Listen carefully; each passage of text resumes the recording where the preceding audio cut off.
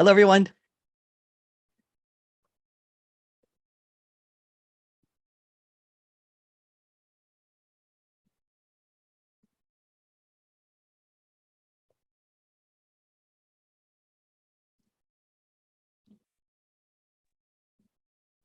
Hello, hello.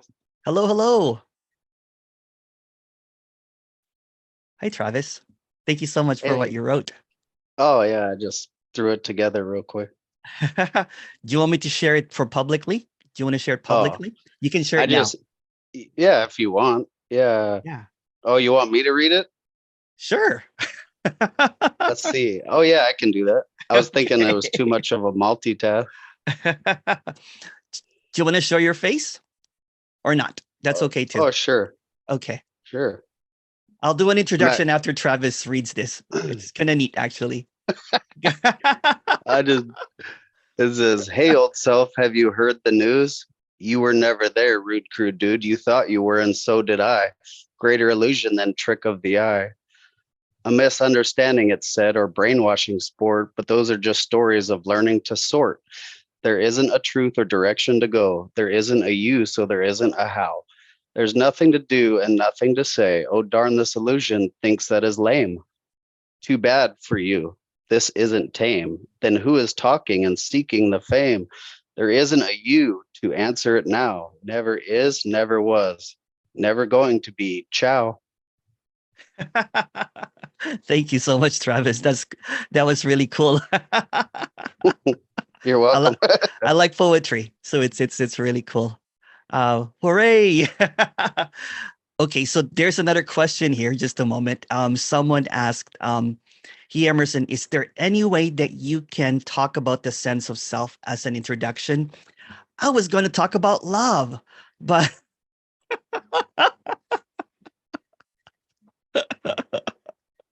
okay, okay. Maybe I'll talk about love too. What's love got to do with it? Got to do with it. Who cares about love? All right. Okay. So thank you so much, everyone. Again, it's awesome to be here. Epic, epic. So what is being expressed is that there is this phenomena called the sense of self or the feeling of I am. It does not really originate from any specific point, nor it's heading towards any kind of direction or destination. However, there is a feeling of being on a journey towards a future satisfaction, like a fulfillment is intrinsic to this sense of self.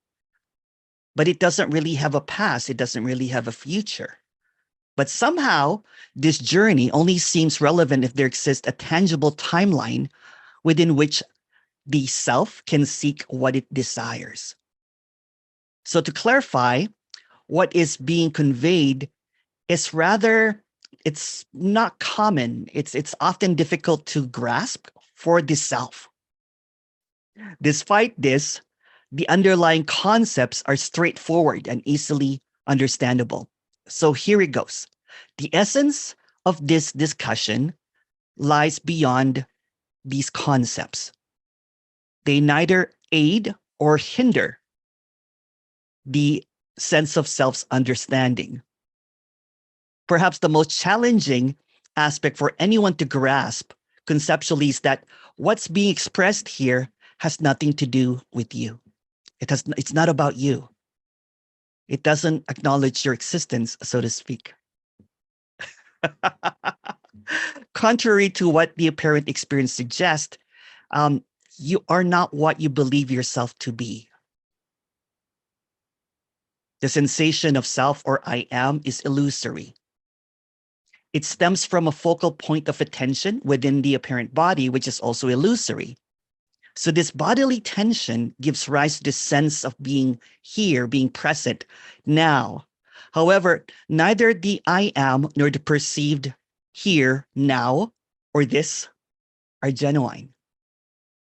When the sense of self emerges within this apparent space, it's perceived as real, thereby lending not leading, lending an illusory sense of reality to everything else.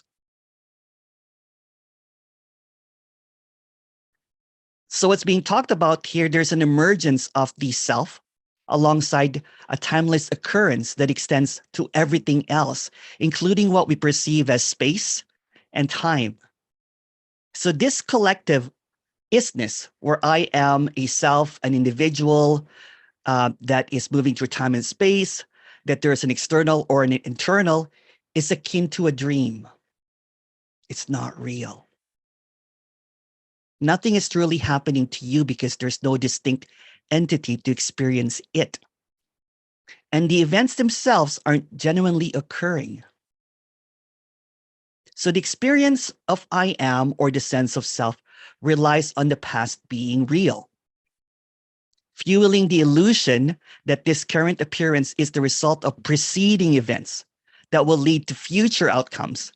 Yet the ultimate pursuit of this apparent experience, satisfaction or fulfillment, kind of like what I said before, there's the me or the self is going to either seek pleasure or avoid pain, will never be attained because it seeks its own absence.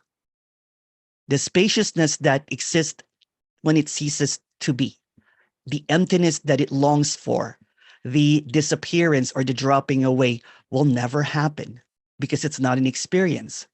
So all that there is this spaciousness, the infinite.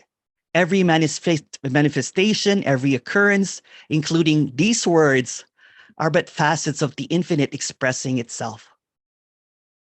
There's no inherent need for anything to occur in this infinite isness to exist. So the fulfillment of that apparent character seeks in the future is already inherent in this appearance, in this directness, in this radiant openness. It's here, it's here, it's here, but you're not here. And it has nothing to do with you. So the sense of self that arises is nothing but a dream, nothing but an illusion, nothing but a contradiction of seemingly what seems to be occurring, which is this unknowable infiniteness. So to believe that there's a sense of self has to have a history, has to have a past, has to have a second, has to has a two. There's an internalized assumption that this is what's reality is. That the sense of I am, me, self is what's driving this seeking. But what if there is no past and there's no future? What if there's only this radiant, intimate, raw directness seemingly happening but not happening, like a dream? What if all experiences, like the observer, the knower, the thinker, the experiencer, are nothing but illusory? So to think that something is real in a dream, like a sense of self or a contraction, is a misnomer, isn't it? Because it will require a history. It will require a knowing. It will require a thinker. It will require an experiencer. Like in a dream, there's an assumption right away that what's being experienced or felt is real. But what is real without the me, without the self, without the individual? What if real is just another fantasy? What if real is just another imagined appearance? What if the real sense of self is just another illusion? So that's what's being suggested. And yet there's this unshakable experience that I am here, that there is a sense of me, there's a sense of self, there's a contraction or whatever words that might come up, right? But what's being expressed here in this directness is that, how's that possible when there's no two? How can something be internalized and there's something external like the world and the inner thoughts about the assumption that this is real? There's no separation for what one seeks. So the experience of separation itself is a mere illusion. It's contradiction. It's imagination. And that's what's being expressed here. So when someone asks me if there's a sense of self, the response that is given usually is, what sense of self? Where is it coming from? Is it coming from a belief or thought? Is it coming from an assumption? Is it coming from a secondhand learning? So again, what's being expressed here is this epic suggestion that there is no second, that there's no prior and there's no post. It's just really this. All that there is this direct appearance of someone speaking about a sense of self, but there's no one behind it. There's also going to be an apparent experience of someone listening to the words that's being said, but there's really no one behind that too, because there's no internal. The internal ideas, the internal appearances, the internal experiences, the assumption are all illusory. And it's just so simple when it's seen that there's no internal or external, meaning that everything that seems to be occurring is this fantastical, infinite expression of what is that does not have a two, that does seem to appear as this two-ness or this seeming appearance of subject and object. So what's a sense of self again? If you have any question, please go ahead.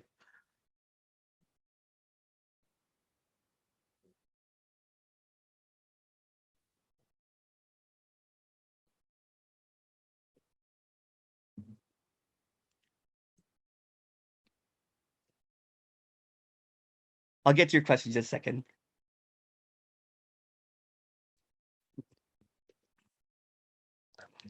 Thank you so much for that introduction. But where does this feeling of self come from? Like a dream, the feeling seems to arise out of nowhere. The experiences to come out of nowhere, basically. So there's this seemingly appearances of life appearing as, a series of emotions or a series of events. Sometimes it feels like real. And when it's not paying attention, it does not know what real or what not is not real. It just seems to appear. It just seems to occur in a way that there is this seeming continuity. But even continuity is just another illusion because there's no past. There's imagined past, there's past in the thoughts and everything, but those are all just appearances of something that is just so direct that it does not have a two.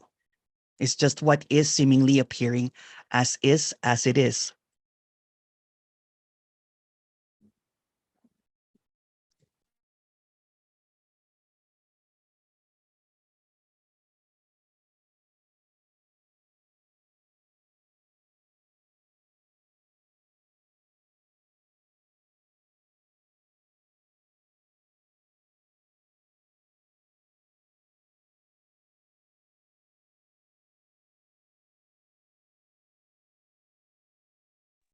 But how can I, the question is, but how can I distinguish what's real or not?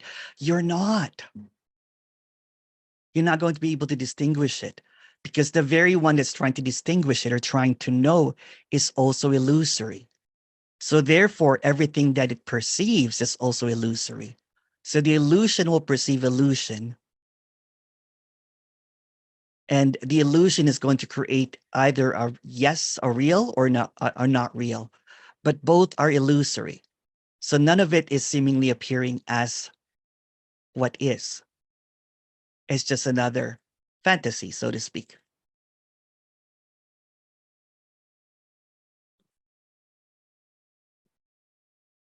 Are the character and the sense of self different?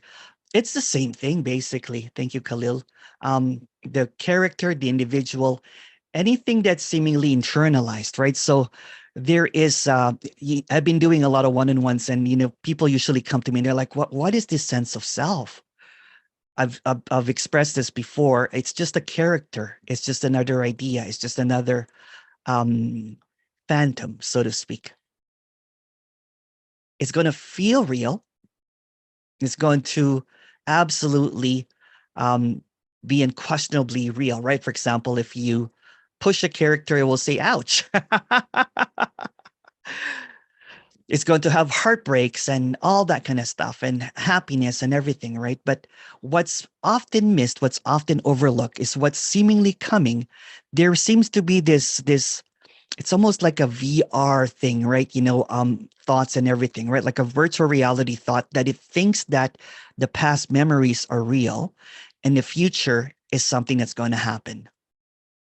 Therefore, creating this reality of someone that is moving through time and space. So the character, the individual, seemingly appears directly without a prior. Does that make any sense? It's so direct. It's just what is. But when the character thinks, it is convinced that it has a history. It is convinced that it has a future. And in the appearance of this life, it's going to be an appearance of time moving in a linear form, right? But yes, it is what it is. Yeah, it is. It is like a dream. In a dream, you're convinced that there is a reality. You're convinced that there is whatever seems to be appearing in the nighttime dream. It's going to feel absolutely real, and there's not even a question about it. But the moment that the awakeness happens, then everything that was perceived as real completely vanishes, including the character. But the character does not see that upon waking up, it continues dreaming of that character again. Cecilia. Hi, everyone. I just Hello. want to share. I think it makes sense what is happening here.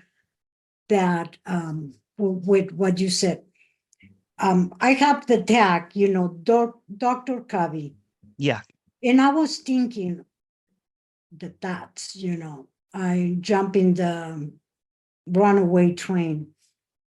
I was thinking, why is this cell so stubborn that keeps pushing the clarity away? See how Because tricky it is? So it created a history of the thought that it is stubborn, meaning it has a conditioning that seems to appear as a I'm sure continuous thing. Yeah. But it's not really stubborn, isn't it? It's just a thought. it's that. Yeah, yeah, yeah. So the thought keeps on repeating and repeating, kind of like it's just one after the other, but there's no before thought or afterthought. But it seemingly creates this continuous appearance of time that there was a stubborn character in apparent history, in apparent thought that thinks that it's been stubborn all this time, that it has an age, it has an identity, it has a history of seeking, right? But that does not exist outside of a thought. That's what I was thinking. Because I said, okay, Yeah. that tag, Dr. Covey came from another thought. Yeah. This character loves to learn anything. Yeah. Yeah. Yeah. He's always into learning and doing, but that's the problem. Mm. Because the more I know, the one that I wants to know more and looks for an experience. It does. It does, right? So the apparent character, what I'm saying, the individual, um, comes up with another experience, seemingly imagined in the history, right? To seemingly create this experience that it's real. That's basically it. It wants to experience reality because it's not real at all. So the moment that it wants to experience reality, then it creates a two-ness. It creates this illusory division that something is happening to me, that time is happening to me, that thoughts is happening, that I'm internally thinking that this is something that I don't perceive, or you know what I'm saying? All of that stuff, the internal thing, which is really, really fascinating, right? It doesn't exist. There's no internal thoughts. It's merely an illusion. And when the veil sees through that, when it's seen through the veil that the inside and the outside are the same,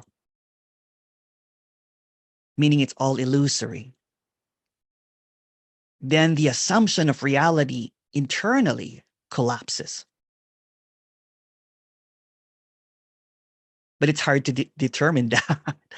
Kind of like what I said in the intro, right? This has nothing to do with you. So the self, the me, the individual, the character, the whatever you want to call it, will try to conceptualize what I'm trying to say here. Mm-hmm. We'll try to get it, right? Mm-hmm. It will say that I got it or I did not get it, that kind of thing, right? And it processes in thoughts, therefore rendering it with the history and the future, or I will get this. I will find the answer. I will find the answer. Yeah. It's so wild, right? So wild that it will try to figure out what's being said here in concepts. But what's being expressed here, kind of like what I said, it's hard to, you know what, it's not something that is comprehended, but it's really simple. It has nothing to do with you. It has nothing to do with your thoughts about it. It has nothing to do with your history about it. It has nothing to do with your apparent fantasy of what's going to happen next. Because what's often overlooked is this directness that there's no two, meaning that there's no external or external. So this is a dream, right? So everything in a dream, therefore, is illusory, not real, but it feels real. So it's unreal, but it feels real. So it's not two. So this is it already. But there's no you to convince it. Because the you will either accept it or reject it, therefore prolonging or seemingly kind of like creating this looping of, oh, I got it. You know, you could have a glimpse of this and say that I got it perfect and everything. And then you'll lose it because the moment that you try to grab it, then there is a grasping.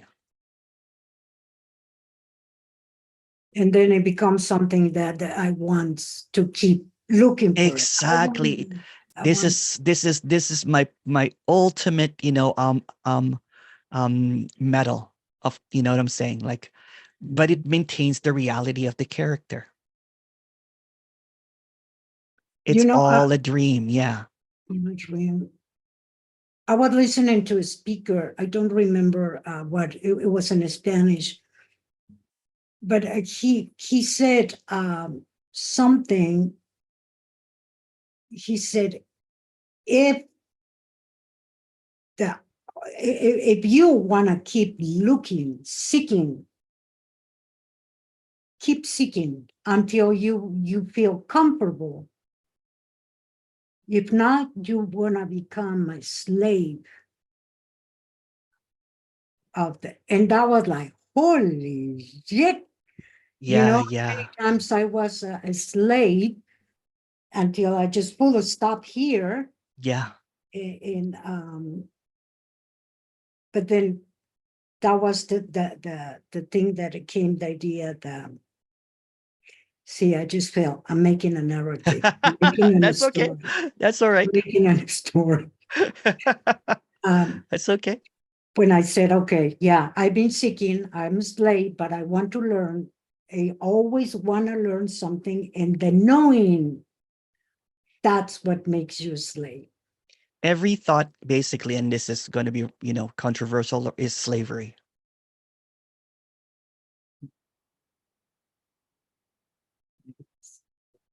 Thank you, Emerson. Thank I you. appreciate you a lot. Oh, thank you. Thank you Much so much. love. Much love. Yeah.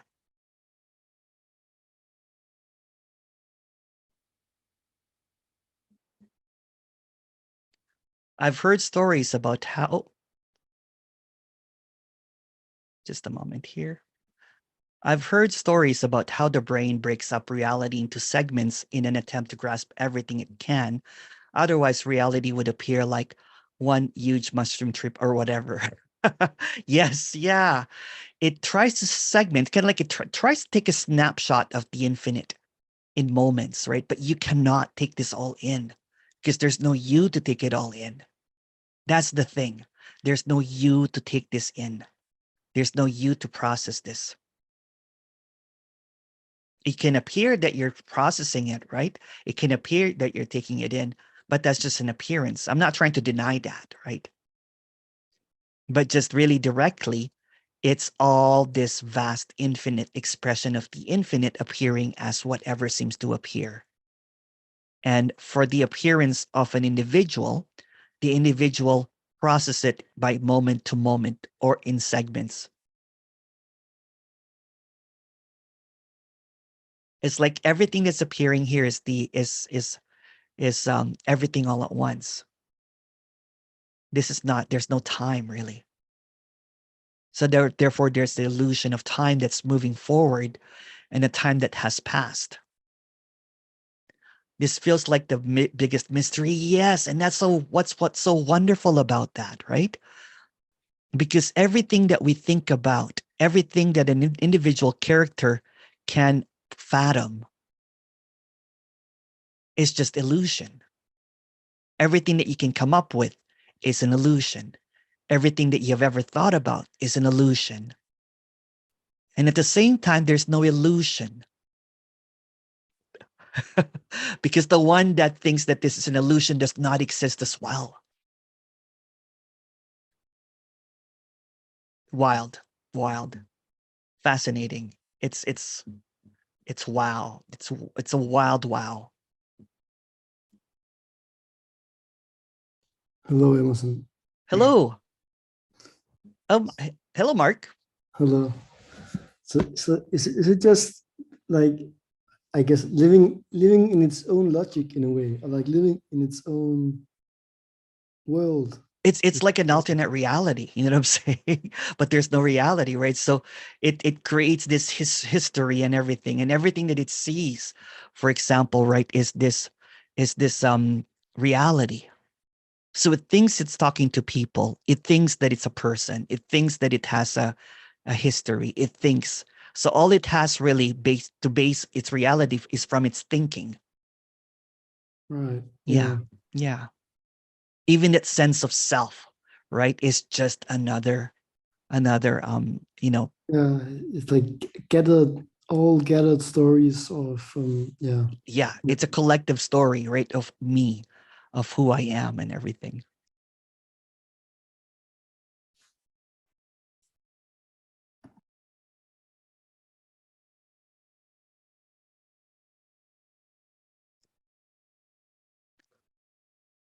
Thank you, Mark. Khalil goes, yeah, the concept of illusions are also part of the illusion. Yeah, that's why it's so wild. You can't get out of the illusion because the one is trying to get out of the illusion is also an illusion. You can also say that there is no illusion. Or simultaneously, it's all illusion.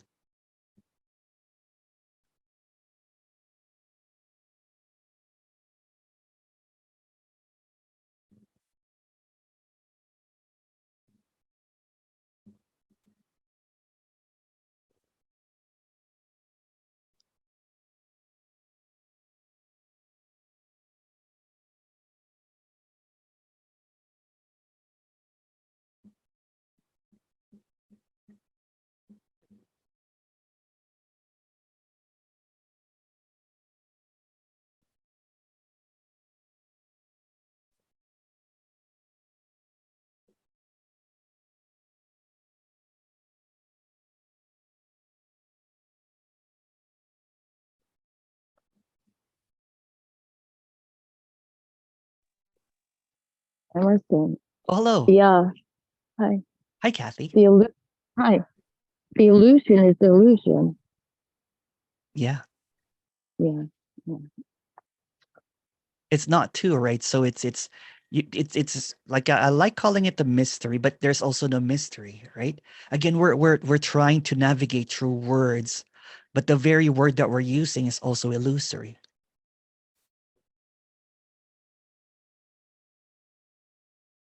Are you there, Kathy? I think you froze.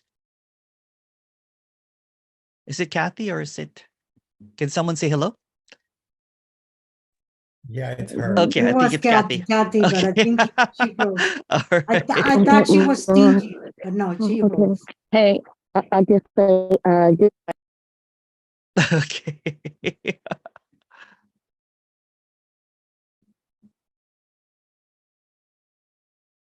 The eclipse must be coming soon.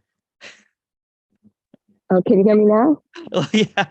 Huh? What? Yes, I can hear you now. What? Oh, You froze okay. there for quite a while. Okay. Yeah. Oh, I joked sorry that I about said that the that. eclipse must be coming soon. Oh, let's not go there. I know. No. I don't. I wasn't gonna talk. Well, let's stay where we're at. Which the illusion is the illusion. Is the Mhm. illusion. There is no illusion. Correct? I'm sorry. I froze again. There is no illusion. What I was trying to say is the very word illusion is an illusion. The very No, language that but we're when there go ahead, sorry.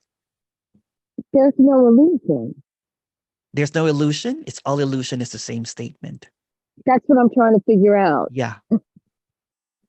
You can't because the one is You trying to figure can't. out is also an illusion.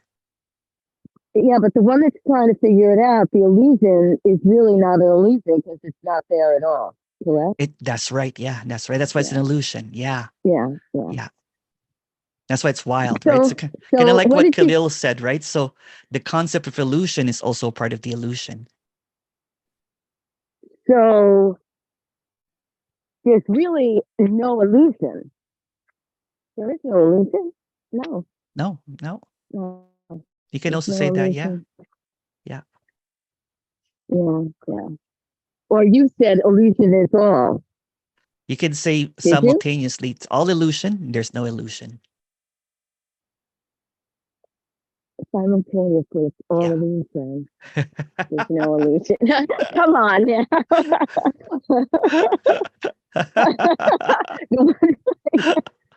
All right. Okay, thanks. Thank you. You tried to grasp it, but kind of like what I said, it's a futile attempt, right? Because the illusion will just come up with more illusion, so it's pointless. But yeah, Khalil goes, seems to be that the sense of me in the body is rather a felt sense than simply just a thought. Yes, it is.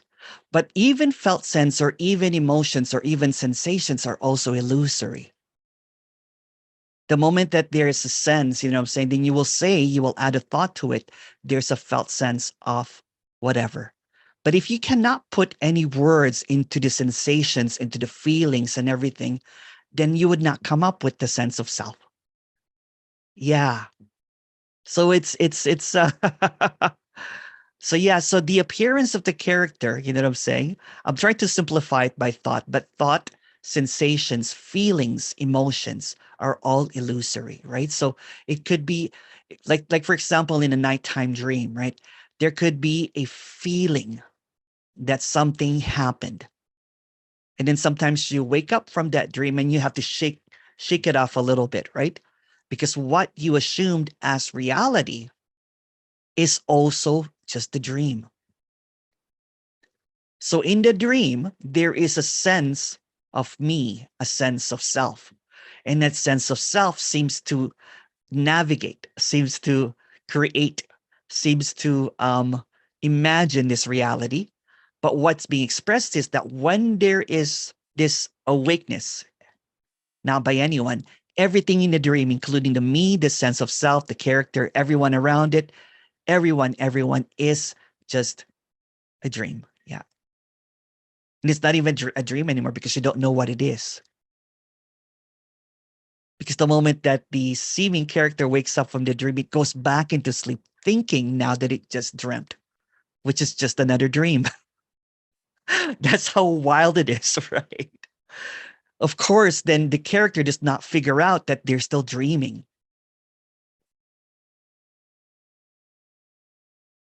Hi, Cecilia. I'm sorry. Yeah, I drink too much coffee That's today. I want okay. to talk. I want to talk. No. Yeah. Go for it.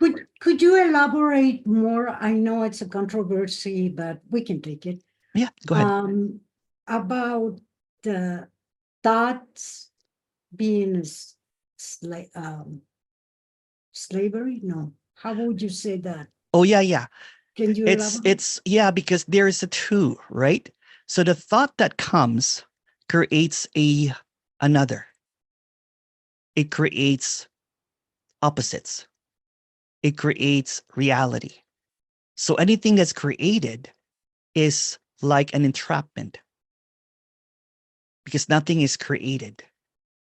This is the infinite, so there's no beginning or end. So the thought creates a, kind of like an alpha, and then like a beginning or an end. So when the character is trapped in the beginning and ending, thinking that there's death or life or next or before, then it's seemingly slaved in time. But there's no time. Time is also an illusion. So it's enslaved to the next, right? I'll be happy next. And then it gets depressed by the past, in the past, like it functions in comparisons, functions in linear form. So this infiniteness is seemingly trapped in this loop of time, in this loop of my thoughts. I am, me, when it is none of those. For example, a person might be dreaming in the nighttime, right? And then he will dream that it's whatever, like it could be an elaborate dream. And then it wakes up momentarily, seemingly, right? To see that everything that seemed to have happened in nighttime dream completely collapsed. But never notices that when it thinks now that I had a dream about last night, that it's back in a dream. So it's back in thoughts. Because I just thought that I had a dream that, something happened, like I thought it was real. But it doesn't notice that by the thinking of that I was dreaming last night is another thought. And in the thought, for example, there's also going to be sensations and feelings, kind of like what I said, right? I'm trying to simplify it, but sometimes there's a feeling of loss, right? For example, you might dream that someone hurt you or whatever. And then you would feel that you would have to shake it off, right? But the moment that you think that it happened, that you were the one dreaming, then you overlook that you're still dreaming. So let's say that there's this awakeness and dreaming simultaneously happening. When you're thinking, you're dreaming. But there's no one dreaming. So thinking it's like clouds, you know what I'm saying? Kind of like what's saying, external and internal, right? Everything seems to come and go. The clouds that was here, the light that was here, the waves, the air, feelings, sensations, emotions. But what's always awake is that emptiness, that radiant directness that's often overlooked, that doesn't have any thoughts, that's silent, that is unfathomable, that's unknowable. So all knowing operates in this idea that I am. Because when you mentioned thoughts as slavery, It's an illusion of enslavement, basically, right? right? Yeah, The image that came to mind was I don't remember the name of that theory about the shadows in the cave.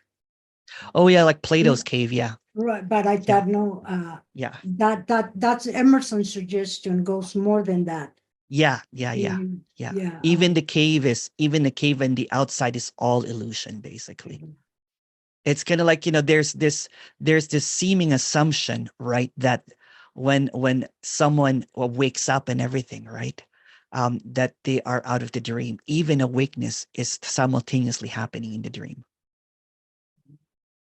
Yeah. Wow. It's brilliant. Yeah. So meaning everything is already awake, but we think it's not, or you think it's not. The moment thinking happens, then there's this idea that there's a next, there's a past. Kind of like what you said, there's a stubborn character that jumps on a runaway train or whatever. So it just created in that simple thought a reality that does not exist. And that simple idea, it structured Cecilia as a historical figure that has reality, that has been moving through time and space because it has a history now. But it does not see that the perceiving thought is also a dream. And the future thought is also a dream. But there's no future in proceeding. It just suggests that there was a prior and there's an after. Therefore, the thought, the sensations, the feeling seems to create this illusion that there is you.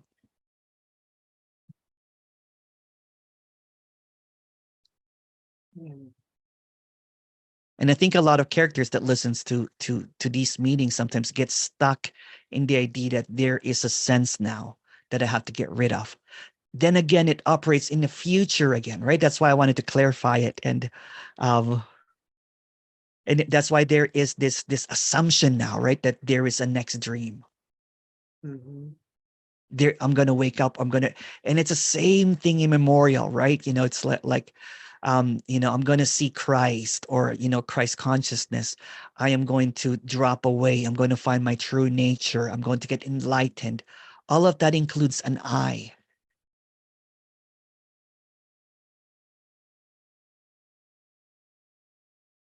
But it's just another illusion. Yeah. There's no I. Awesome. Thank you. Thank you. Thank you.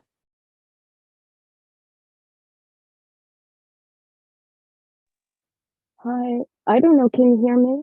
I can hear you. Yes. Okay, because the Wi-Fi. Okay. You're in a car now. That's good. Okay, that's what I thought. Maybe it'd be better. Yeah, the walking But probably. somehow, Yeah. the eclipse is screwing everything. No, anyway, so last night I had a nightmare, but it was a reenactment of something that happened to me a long time ago. Yeah.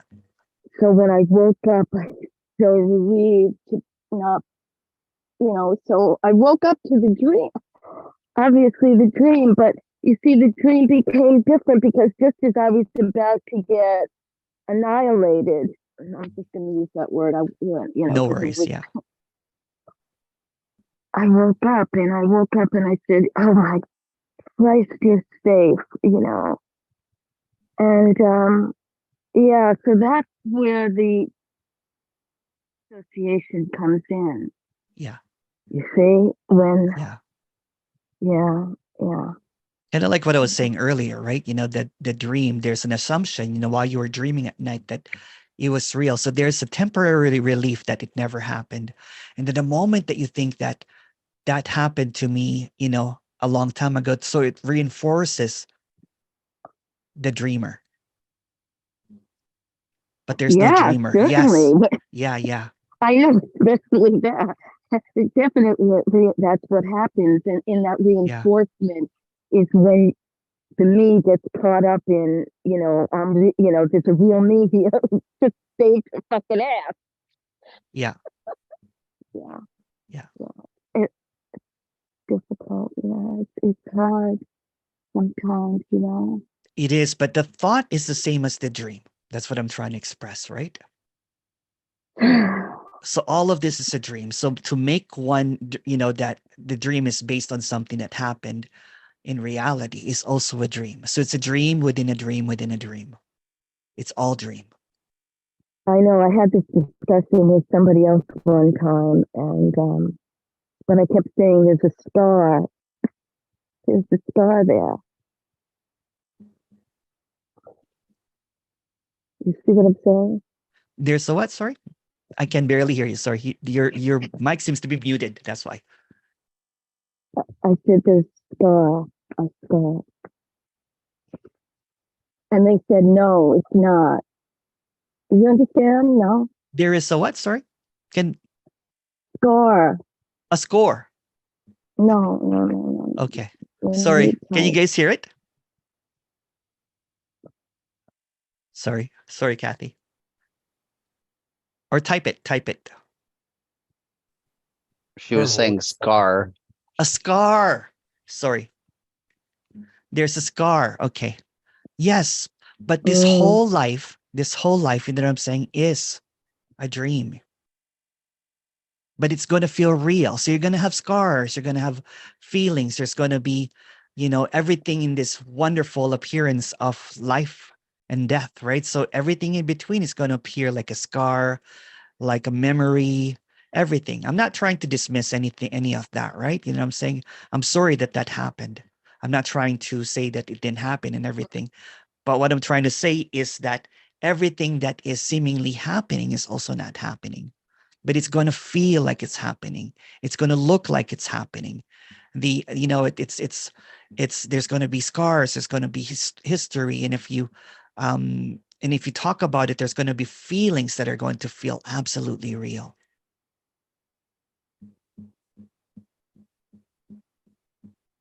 There's going to be trauma, right? There's going to be everything that seems to appear, right, is going to be, but like in a dream, in a nighttime dream, you're not going to question the reality of it, right? Because there's a scar, there's an everything, and it's not to question anything of that, but everything that is appearing is an illusion. It's, of course, it's going to look kind of like what Einstein said, right? Everything is an illusion. No, reality is an illusion, but a very persistent one. So it's going to appear as feelings, sensations, and everything, kind of like with you were here on Friday, right? That person that I was talking to that had that got her all crying, right? So he said that the whole world, I was talking to him again. He said that he thought the whole world was going to cave in him. He felt that he felt that reality, right? And that's why there was this crying, and at the same time a relief because the world did not cave in.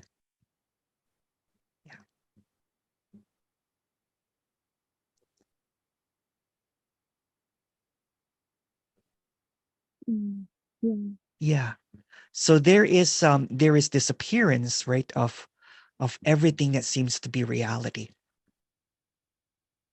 And I'm not going to, it's not to say that there's no reality, but it's all an appearance. Even me saying there's no reality or reality is all an appearance. And that's what becomes really clear, right? So when there is this clarity that there is this appearance, but there's also this vastness, this emptiness, this as if nothing is happening at the same time, this dreamlike appearance, right? Because when you can't find yourself anymore, then the self that it's happening to seems very dreamy now. Like, you know what I'm saying? It's, of course, saying if I walk and if I get hit by a car, it's going to be painful. I might have to go to the hospital. It's going to hurt, right? But there's also a piece here that despite all of the things that I don't have any control about, there's peace there that is simultaneously happening, meaning it's awake and dreaming at the same time. Yeah. Wow. Yeah. Wow. Thank you, Kathy. Thank you for sharing. Yeah. Those recurring nightmares are quite difficult. I used to have them over and over and over again. Yeah. No, it's not recurring. It just showed up last night. Oh, Why, it did. I don't Okay. know. Oh, yeah. Okay. Wow. No, Okay. All right. no. If it was recurring, I'd probably need something, Yeah. No. It just showed up and I was like, Wow. Yeah. then I woke up, I was like, oh, damn, I'm so glad. Yeah. Here. Yeah. But I'm not really here either. So, it's You're all a here and not dream. here simultaneously. Love that word. Yeah. I can't get away from it. Yeah. Thank you.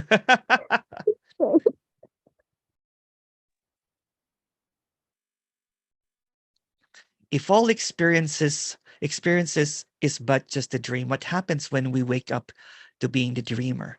Is the eternal void to be the ultimate reality beyond the dreaming? Kind of like what I was saying to Kathy, right? It's unknowable. There's this mystery that does not move. there's this loud silence that is unconditional. There's this freedom beyond any compare, right? And that's what's permanent. So the dreaming, the dreamer is something that flickers in and out of the screen, something that's here and not here, something that feels and not feels. It's something. But what I'm talking about that can't be talked about is something that is not a something. Um, I don't know what to call it, right? Because when there was a seeming seeing through that the one that's talking right now is not real, I could not find it. So everything that I come up with is just another attempt to try to figure out something that is appearing in everything. You can call it the ultimate reality beyond the dreaming, but that's just another idea. It's just another concept, right? Even reality is a concept. Even anything that is said, anything that has ever been spoken about is just dream language. It's like dreamlish.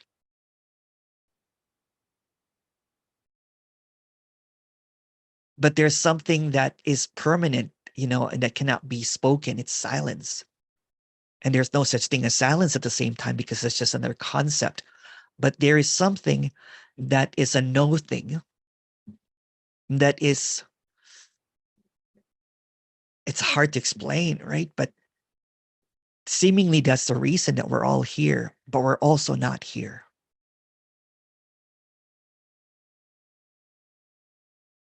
There's a trying to grasp it, kind of like what I said, that, it seems to be that there has nothing to do with you or me or anyone, but the apparent you, me, or everyone or self tries to figure this out. But the one that's trying to figure it out is the mystery. That's the play. The one that's trying to look for it is it. What is seeking this is also this already. And that's so wild, right? Because it's kind of like in a goose chase of something that is already here. It's in everything. It's in the sensations, it's in the feelings, in the thoughts as well, right? But it's none of those at the same time. Because it cannot be put into a word. It cannot be put into an idea. It cannot be put into an understanding. But it appears in an understanding. It appears as a feeling. You know what I'm saying? It's wild. It's beyond imagining, yet it appears in all imaginings.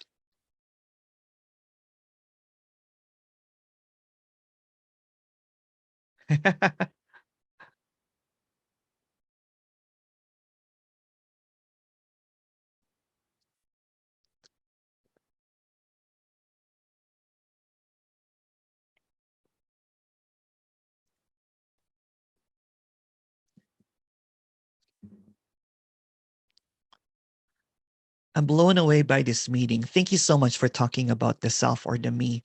You explain it really, really well. You should talk about it more often. I don't, you know what I'm saying? I've been asked over and over again because it just reinforces that there's a self.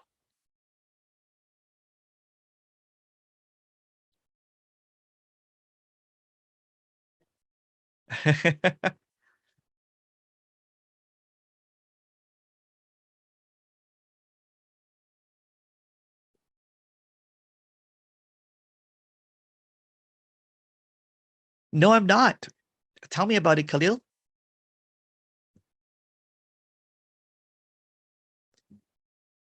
It's very beautiful. I'll look it up. Sin Sin Ming.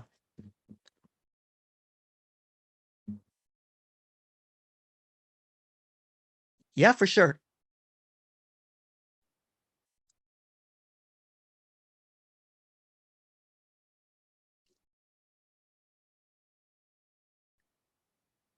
Thank you for this meeting. As much as I love the talk about the sense of self, I'm now wondering if you can talk about love. I can do that. It's okay. Just a little tiny bit. It's okay. Um, I wrote a poem based on heartbreak and glimpses, basically, right? So here it is.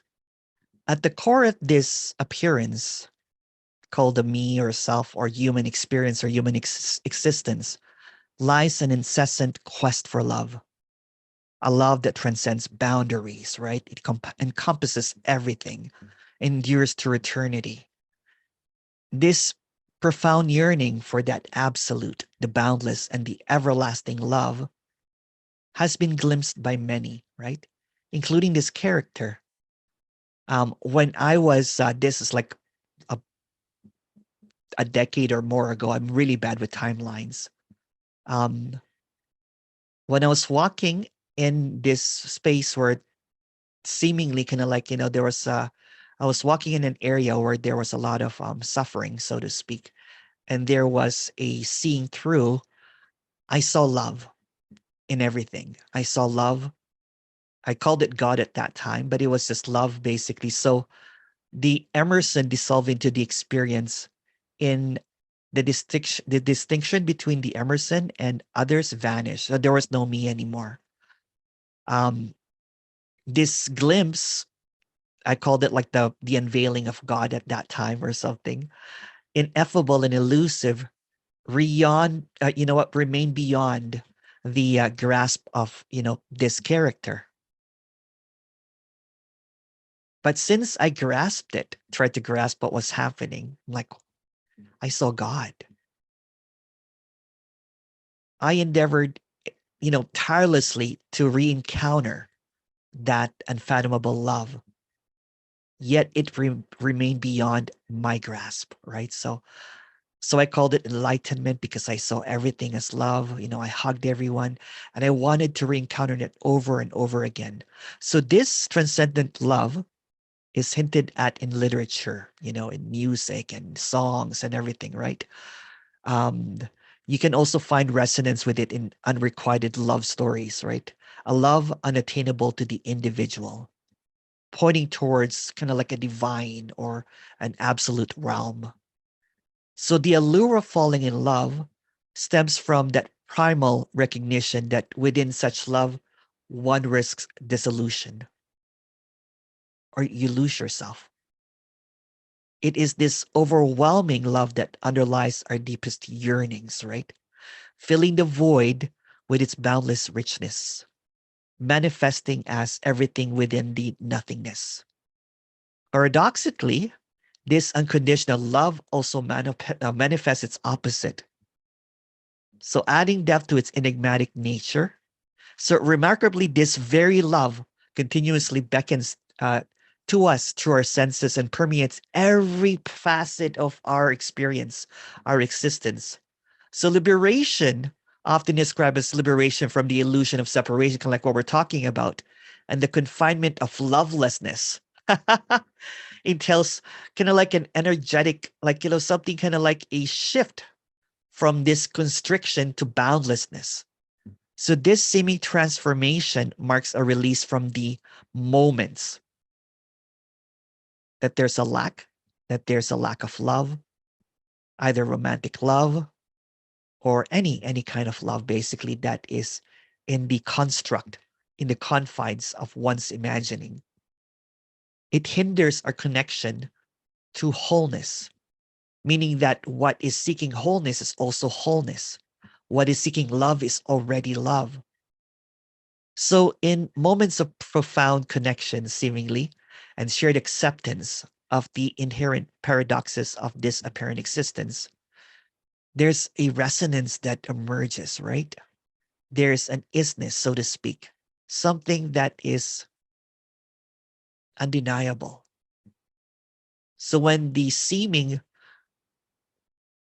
illusion of Emerson is seen through as just that, as nothing that is real, then all that's ever left is love.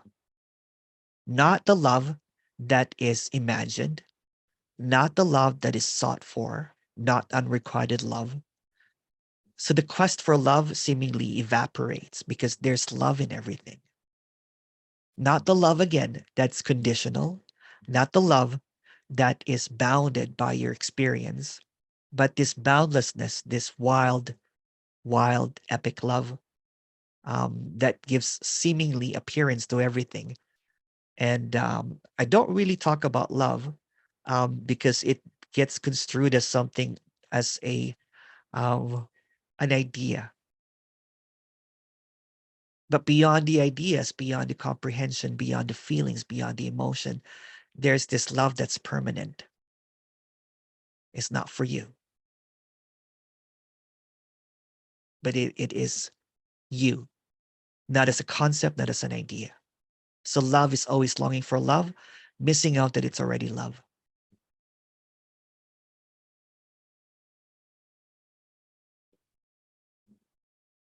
So there you go. I talked about love.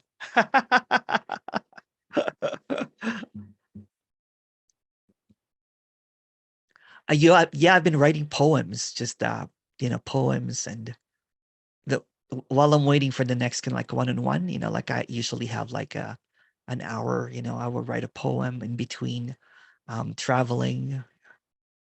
It's just poetry just coming out. Yeah. Thank you.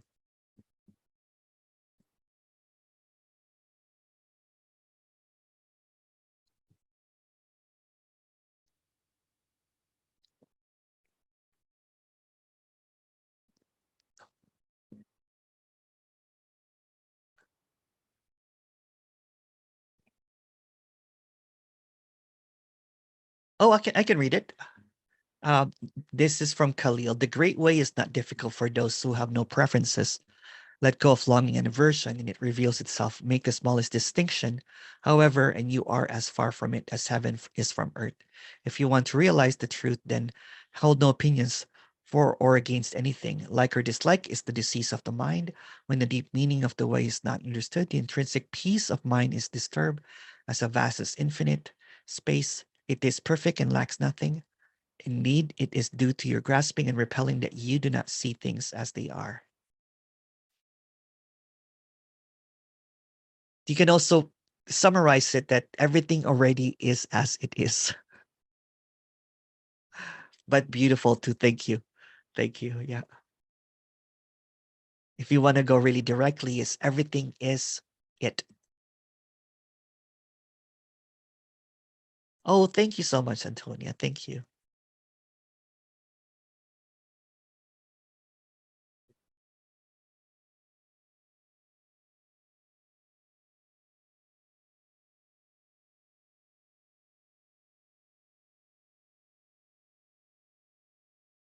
Hi, Emerson. I was wondering if you can release your poems as a book. Oh, thank you. Thank you. I still have a few books that I have to release. there there seems to be a there seems to be a prolificness in writing, but the publishing is lacking. But yeah, I'll get to it. Sorry. It just seems like, it seems like that there's just no rush in anything. Yeah. But if you know what, I have some finished already. So if you just guys want to request, I can send it to you. But yeah, there's so much, right? Because imagine, I've been writing, I've been talking for about 2 years now, and I talk maybe twice a week or more. So there's tons and tons and tons, and there's just seemingly an overflowing of what seems to appear, right? Um, and I go for requests as well. For example, today I was not expecting to talk about the sense of self, uh, but since there was a request, it's been coming up lately as well, right? So it's kind of funny. I've been doing with people that have been seeking for a decade or so, and that's they can all think about is the sense of self or contraction or whatever. So it's just to clarify that there's no reality to any of it as well. But yeah. Thank you, Josie.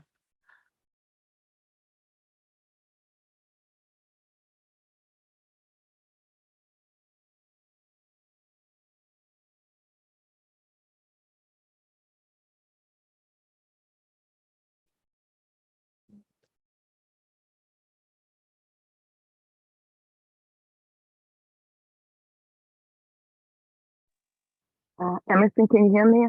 Yes, I can.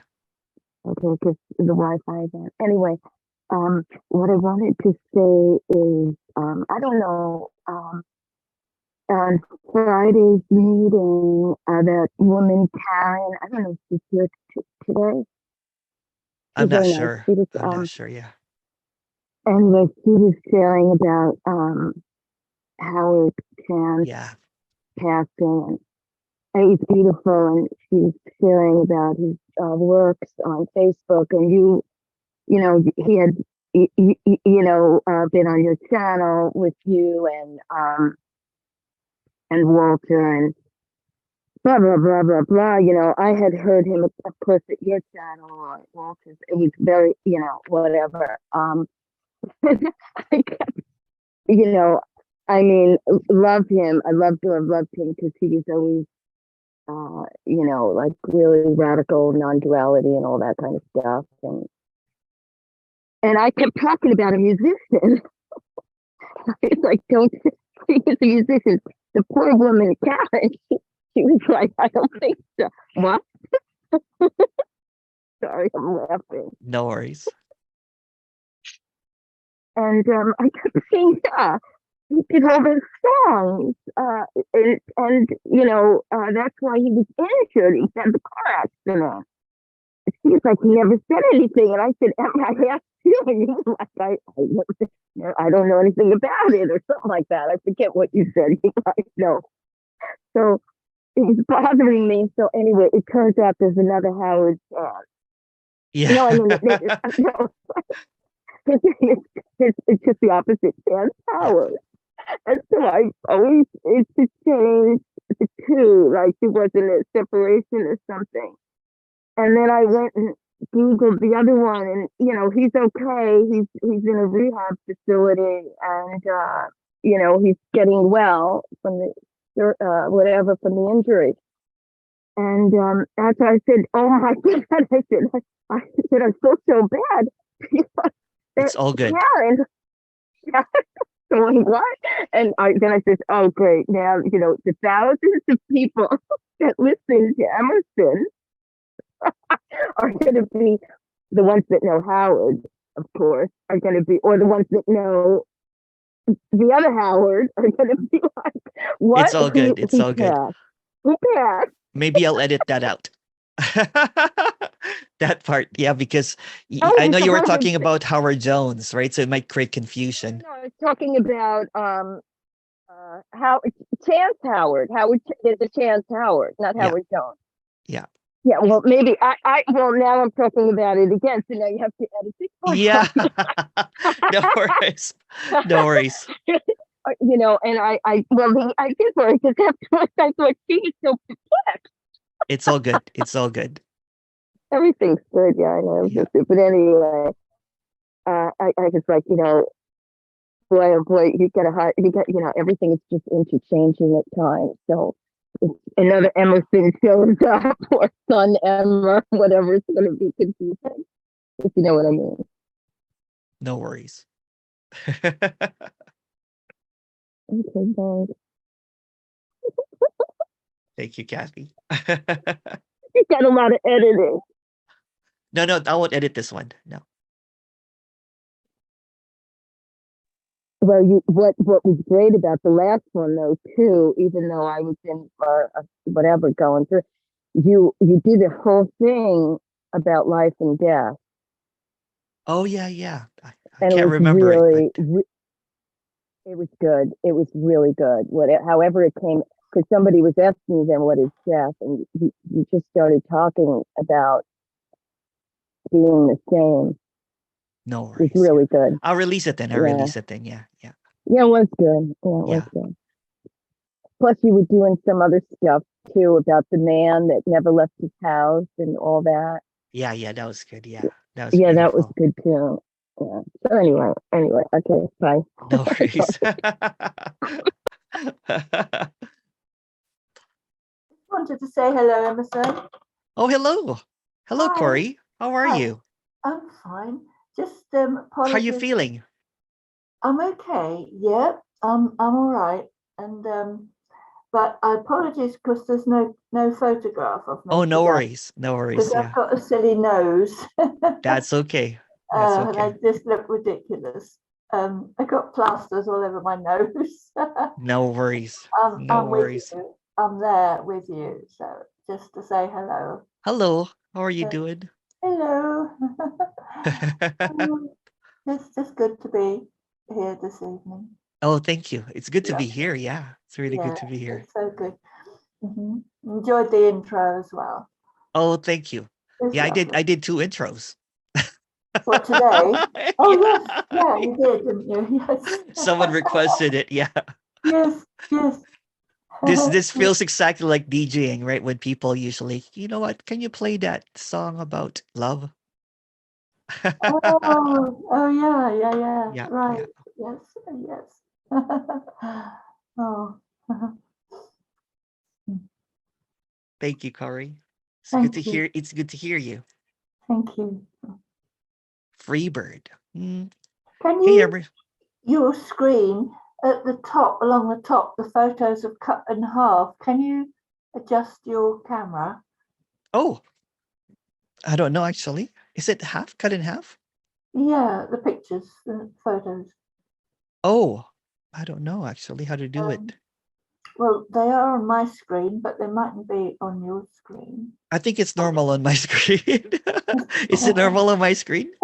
They were, Everyone? they were, Okay, they okay. were. People are saying yes. Yeah, okay. So to me, it's mine. It's on your screen, yeah. Okay.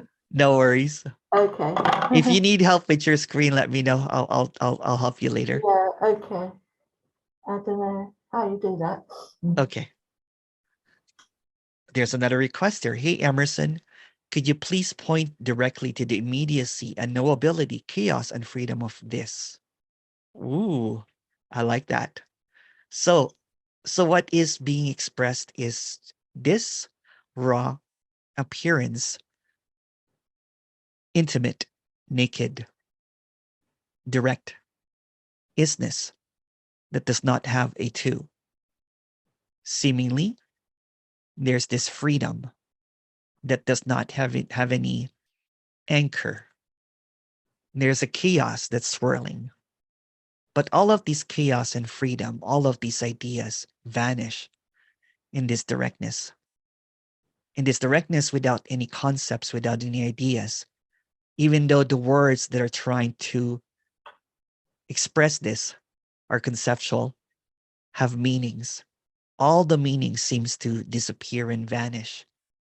There's this radiance, there's this emptiness. Not even those words. It's not an idea, not an experience, but there is this simultaneousness, a unicity of some sort that seems to create this uncreatedness together. Whole, complete, without a second. In this isness, there's this sound that is simultaneously appearing with silence. What's often overlooked or not heard is the silence. Yet in the silence is the answer for everything that cannot be answered. The mystery vanishes. The illusion does not make sense anymore. In this directness, there's colors, pixels, air, love, feelings, sensations, emotions that comes in and out, like appearances on an empty vastness that does not have a clue of what it is because it does not need to. In this emptiness, although that's just a word, blankness, everything is allowed, nothing is denied. How's that? Okay.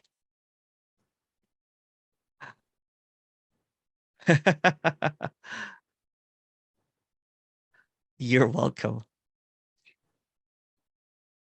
3 intros.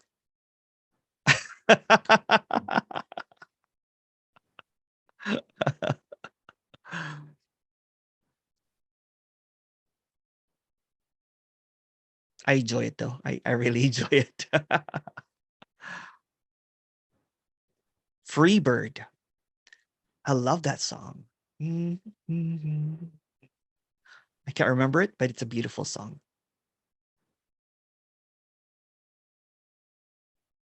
It's an epic song, actually.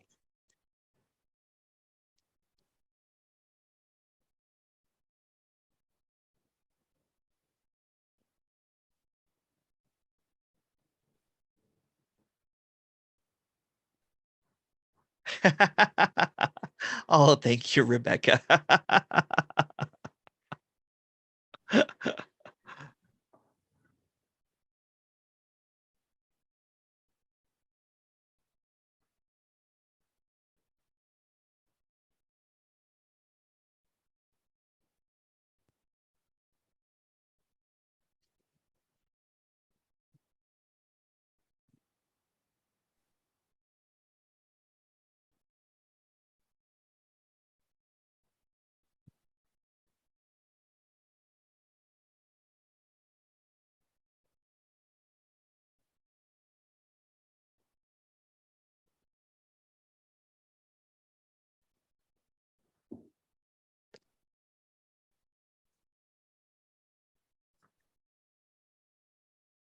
Are you doing anything for the eclipse? Actually, yeah. So there's someone that's actually going to come here, and we're going to watch the eclipse.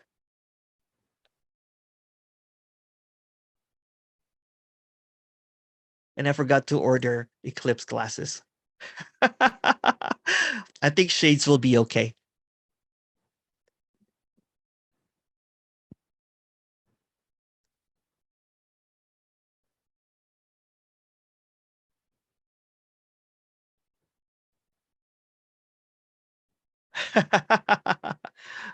Total eclipse of the heart. Turn around.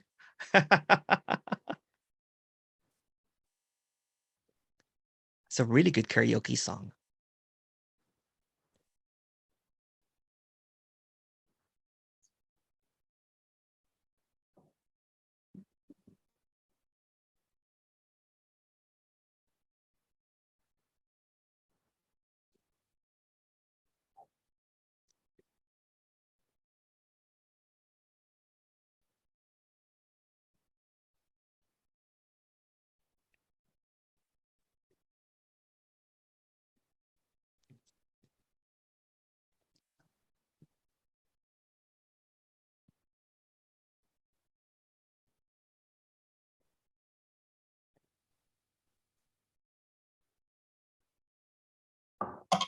Hello. Who's that? Corey. Oh, Corey.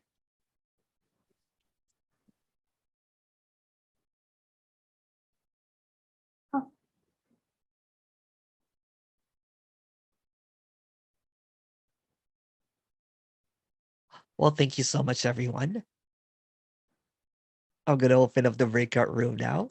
Unless you have any questions, please go ahead. My puppy is scratching the door. That's why. Thank you. Thank you so much, everyone. What a wow to be. Love you.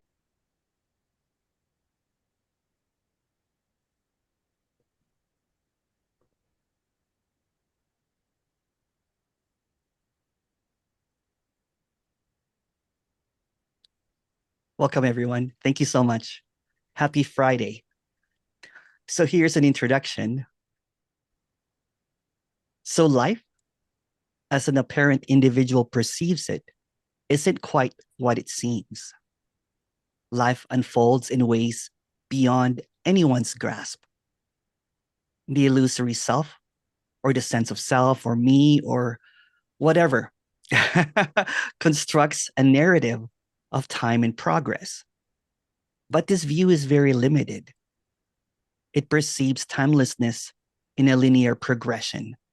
It captures eternity in illusory moments. It's like taking a snapshot of infinity. When an apparent individual tries to encapsulate non-duality into fixed concepts, it loses its essence and risks becoming another belief system. Although there's no non-duality, non-duality isn't merely a topic to dissect. It's like a pointer towards what already is, a clarification that there's no two already, while using a language that is a trap for dualistic interpretations. Again, but there's no non-duality. So the illusion of self, believing itself to be real and separate, operates within the confines of apparent time, but yet time is an illusion. Despite its claims of control and will, it's merely a product of imaginary conditioning, not a true entity. Every single activity by the illusory self are not performed by an individual, but are expressions of life's inherent mystery. Just like this. So there's nothing wrong or right when an apparent individual is practicing or not, or thinks that they're far ahead, or thinks that they got it, or they will never get it. Believing or not believing, practicing awareness or not, or believing that there's no me is just an expression.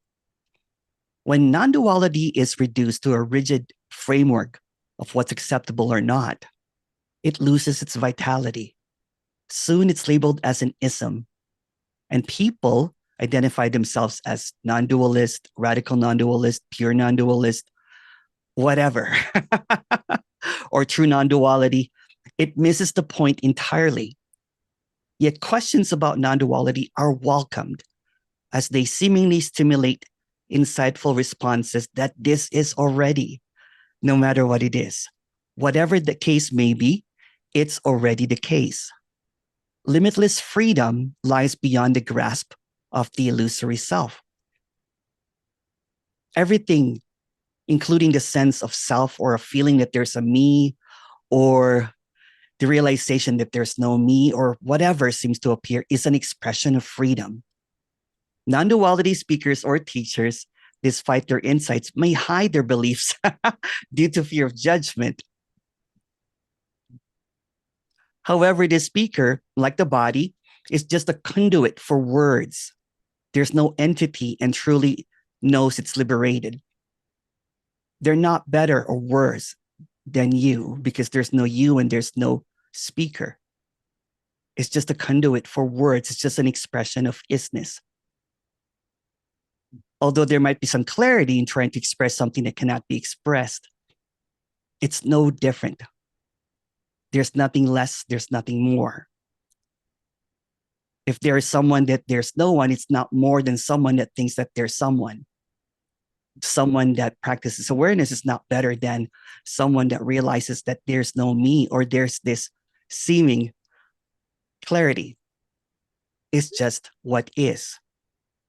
Non-duality, or what is that can never be known, encompasses the wonder of existence, embracing everything without exclusion.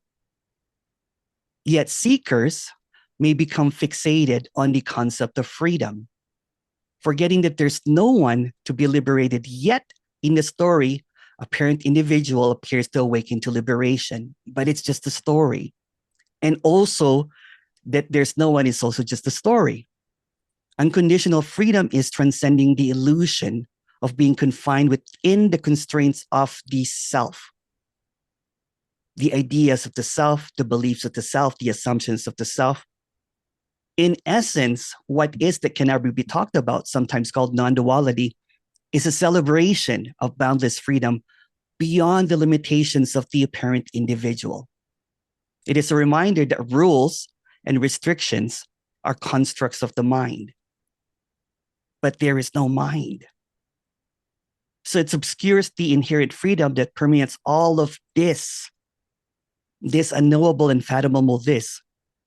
In this naked, raw directness where words falter and concept seems to vanish. The essence of what's being spoken here unfolds in all of its glory. Just like this, the colors, the sound, the feelings, the sensations, the confusion, the clarity, the laughter, but there's no one behind it.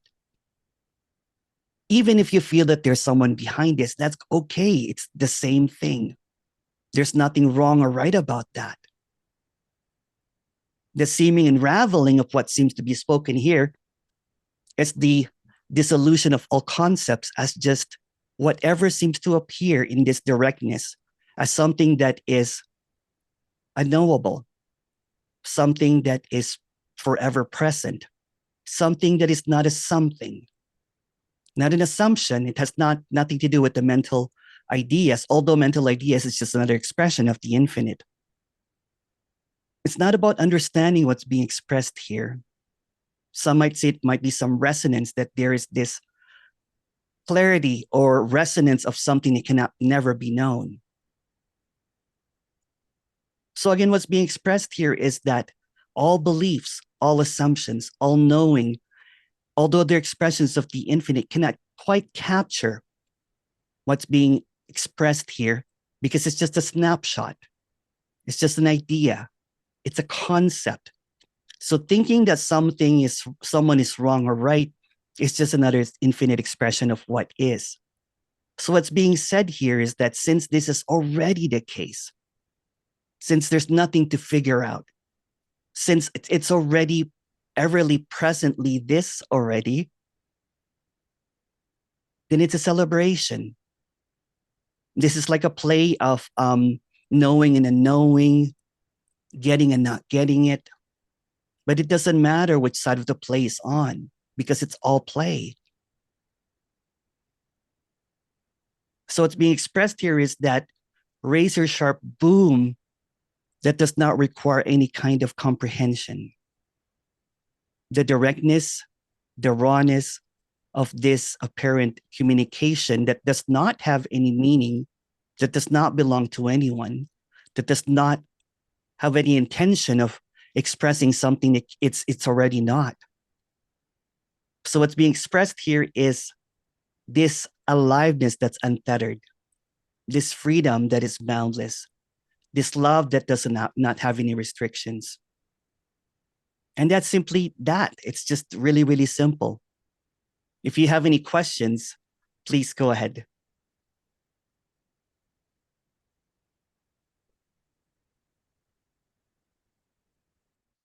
Christian,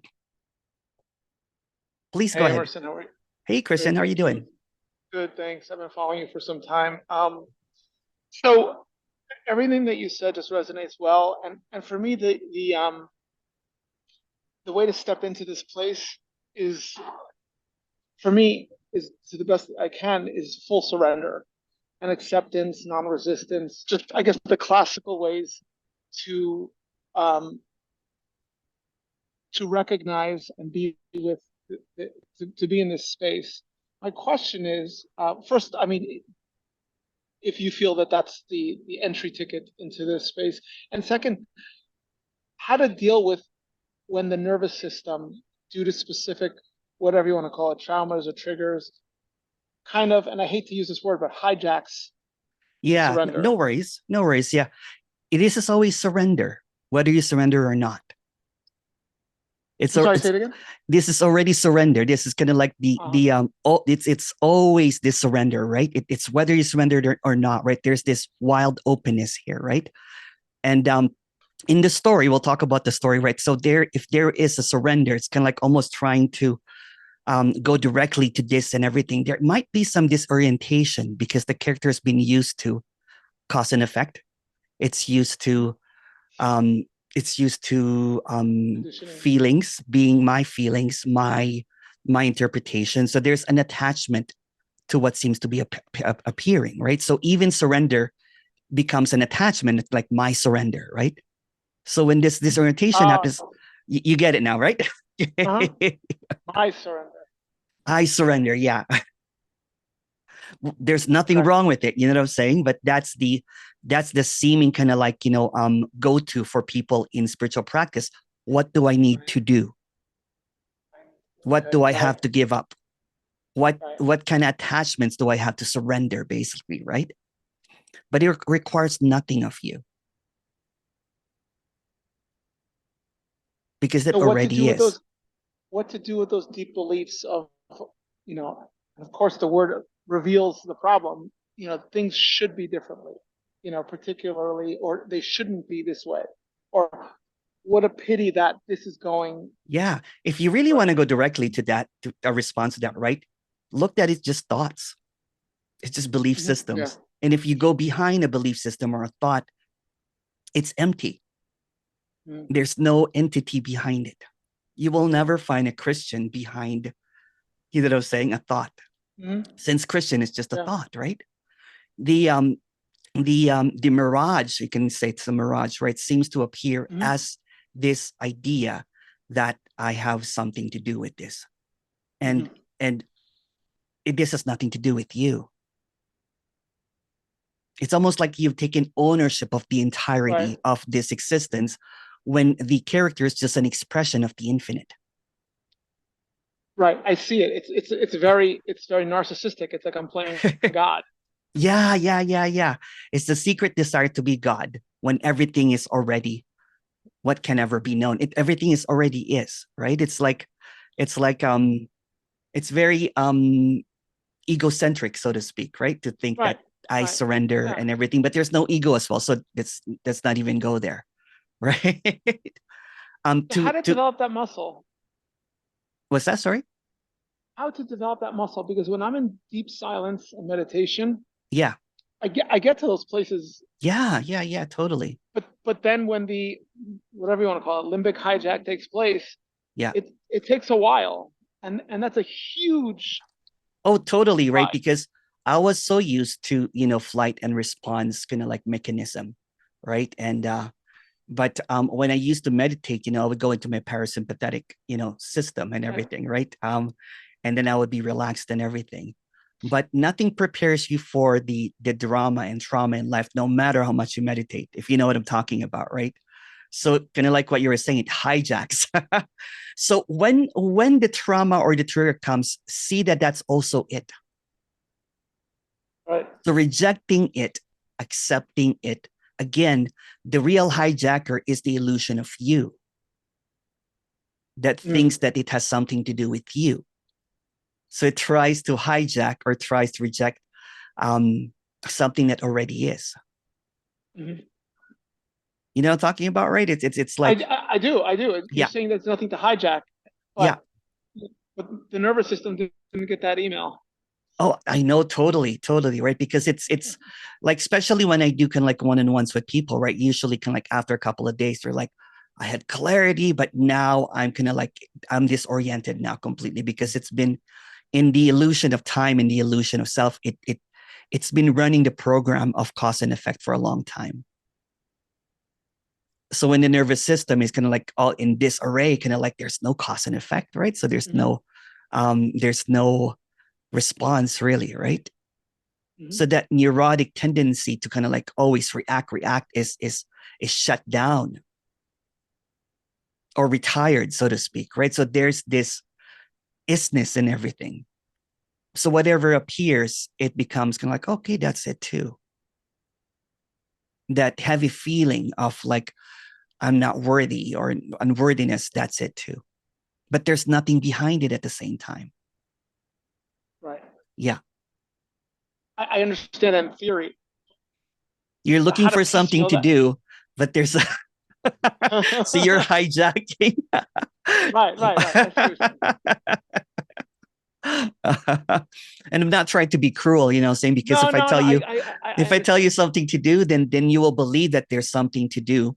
And then it reinforces, it's basically a self-preservation mechanism, right? But there's no self. Yeah, there's no self. That's the thing. Full surrender. So it's full surrender of surrendering. Let's just call it impersonal surrender. It has nothing to do with impersonal. You. So if it's acceptance, that's it. If it's rejecting, that's it, right? These full surrender basically is interpreted as, you know, surrender usually is interpreted as like accepting.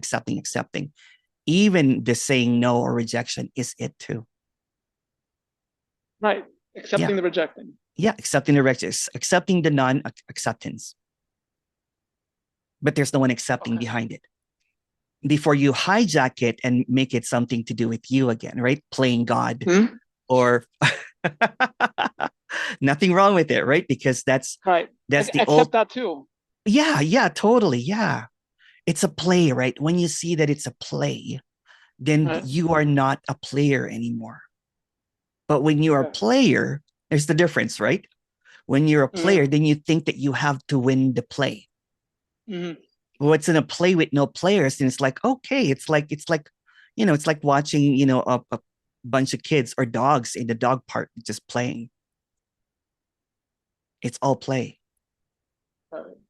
It can get cute, it can get ugly, what I'm saying? You might have to separate some dogs, but it's all play. It's all innocence, is what I'm trying to say. Mhm. So even the appearance of this big, heavy feelings, right? Is it Mhm. that seeming kind of like this heaviness that you can't dislodge off, is it? But if you notice that there is no middleman, that there is no noticer, that there's no observer, that there's no witness, that everything is so direct, right?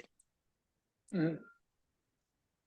Then it doesn't make sense. Then there's no belief system, because the belief and the assumption requires a two, doesn't it? Or a thought. So when you see that there is no one behind and there's no one beyond, everything is whole, then there's almost kind of like a natural acceptance. Okay, that's it too. That's it too. That's it too. Right? Thank you, And, Emerson. and that does not require a meditation or practice or anything, because that's always what's happening, is what I'm trying to say. It already is, no matter what it is. But it also doesn't matter if you practice or meditate. That's cool too. But you don't have to get to a state to get there, is what I'm trying to say. Just okay. Yeah. It already is. Okay. It already is. Yeah. Okay. Okay. Thanks. Thank you, Christian.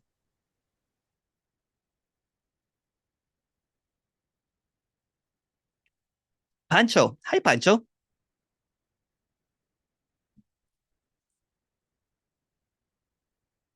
I can't hear you, Pancho. You have to unmute.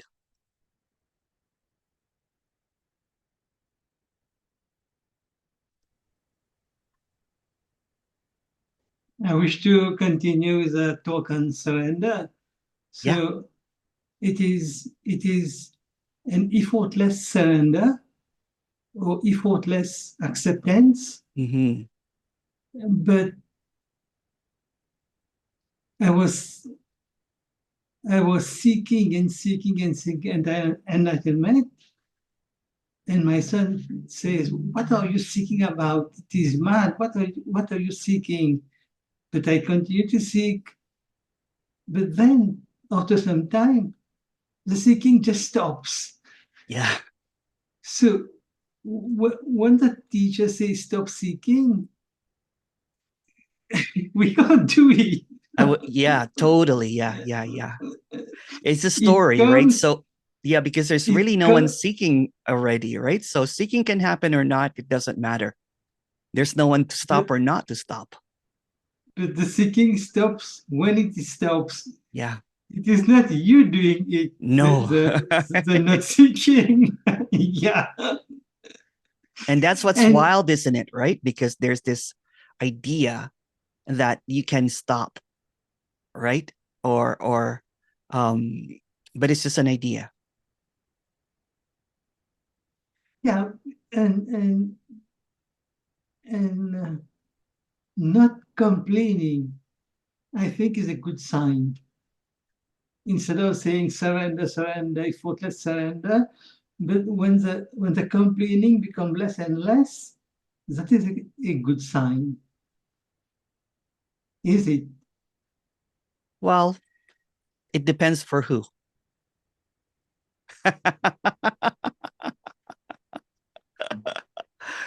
It could be another self-preservation mode, right? It's a good sign that I'm not, But in the story, yeah, why not, right?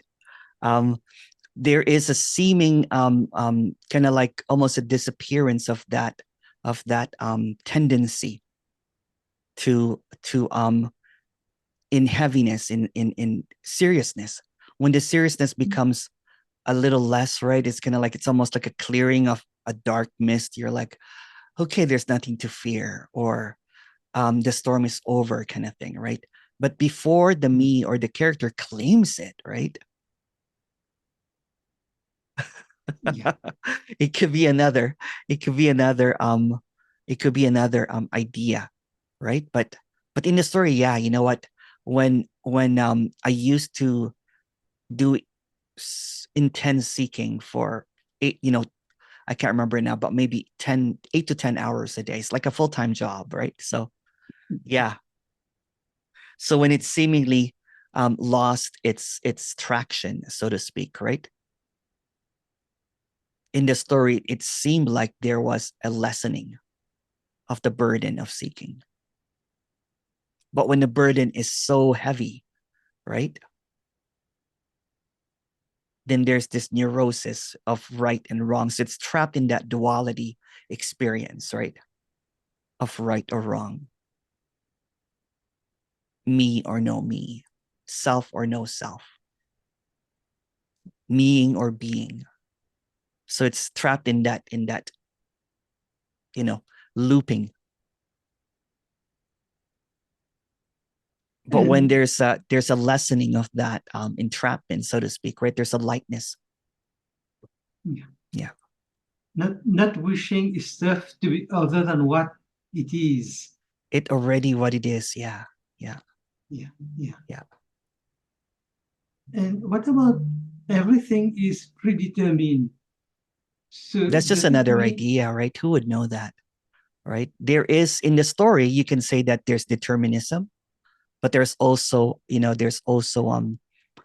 argument about that. So anything that can be said can be argued, meaning that it has an opposite. So anything that is an opposite is also illusory. You can also say that in the dream, everything is predetermined, and someone can contend to say that no, it's not. It's chaos.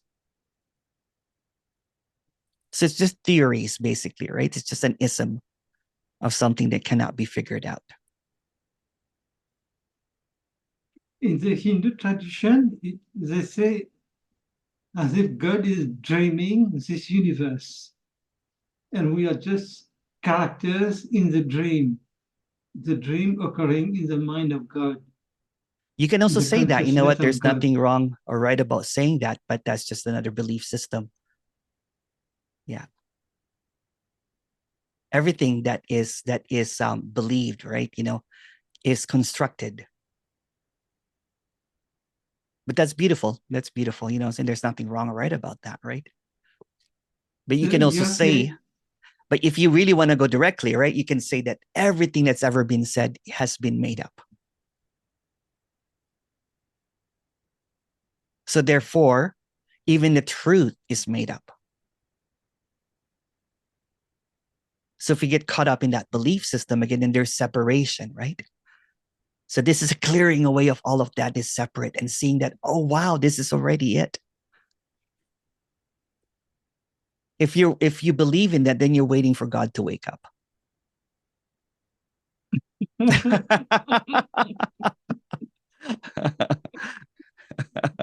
You're saying the Tao which can be talked about is not the true Tao.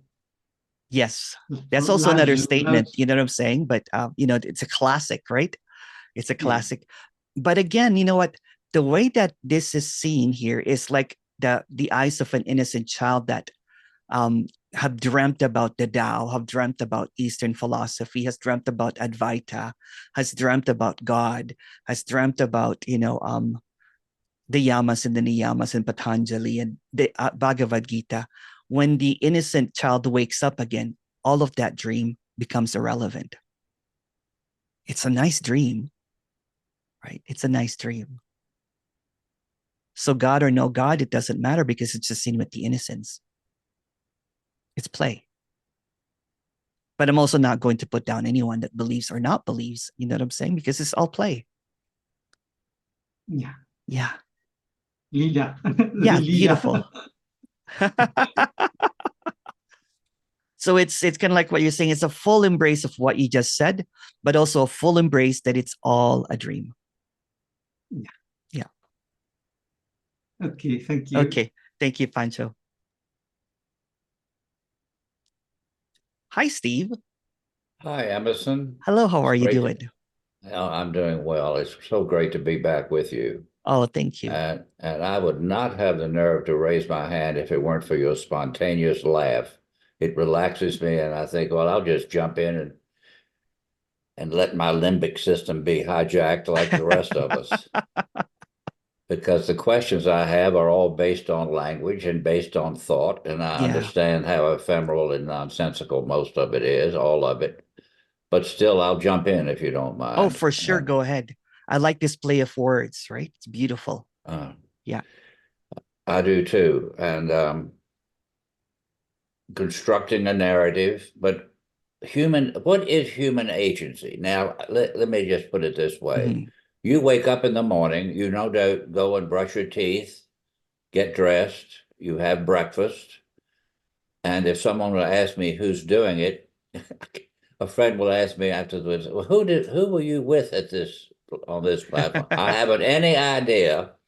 And what's even more exciting, he doesn't have any idea either. No.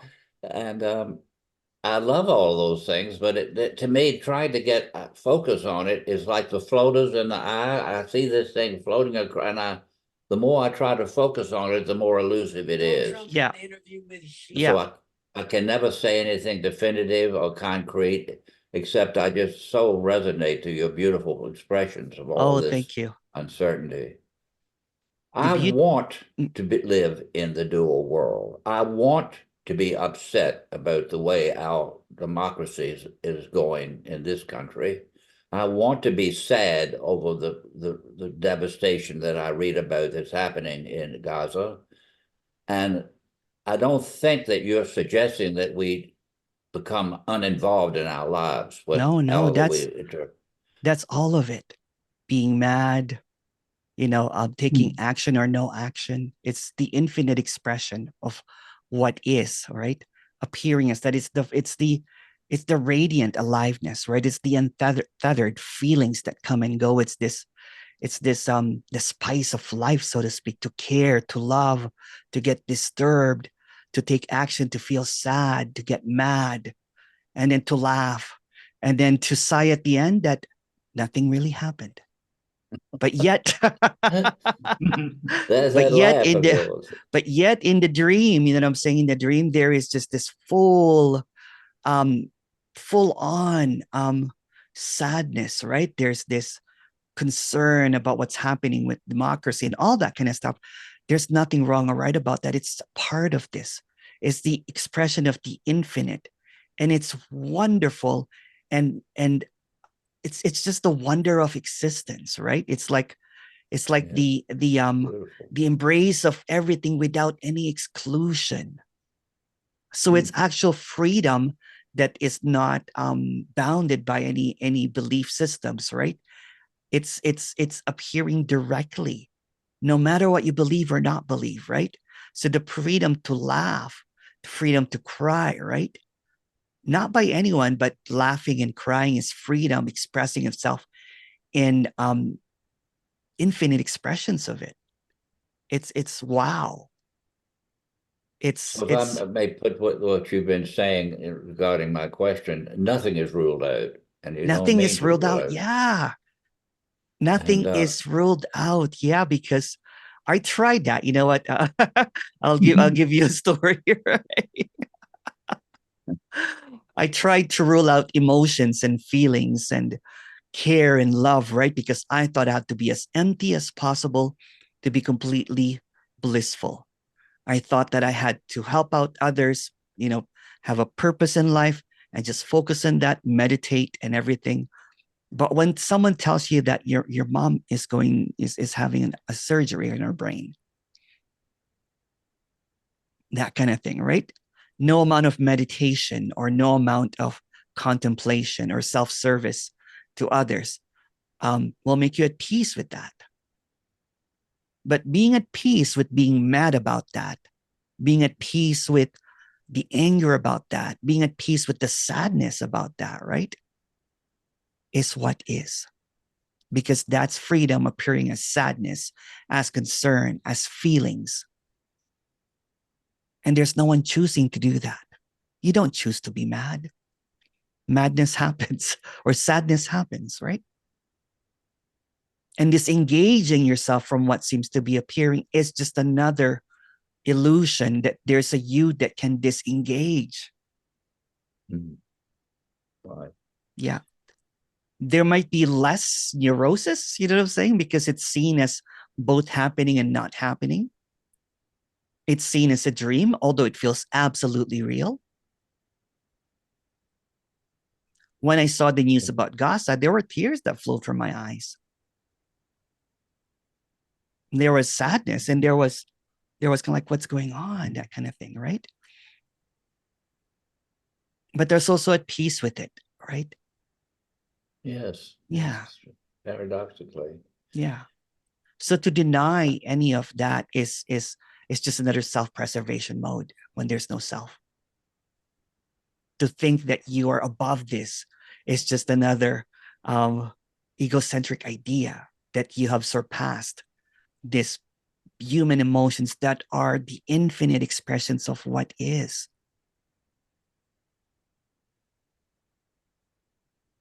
So when I tried to get rid of all of that, right? When I tried to bypass that, it hit me like a rock.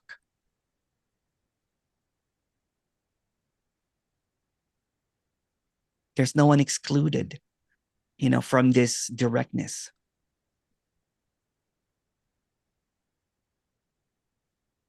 What you're doing is so important, and I believe, and I'll Thank you, leave by Steve. saying that whenever I like to confront, I've been such a long time reader and student in the quote non-dual realm of literature that whenever someone is so embedded in certainties and the dualistic approach to life, I'll just say puckishly, who do you think you are? Yeah. Who are you? And if they don't lapse into boring narrative about their statistics and whoever they're born and all that crap, they'll often say, after being so certain in the other parts of the conversation, I don't know. Isn't that beautiful? I don't know. I just nod and laugh like you laugh so beautifully. Thank Yeah, you. it's there's no state, but it's in the story. It's a constant state of I don't know. Knowing is so heavy. it's it's such a burden, the burden of knowing, right? Because you have to defend that now, right? Exactly. Yeah. Or you Thank think you. you have to defend that now because it's just what is. But thank you, Steve. Thank you. There's a few questions here.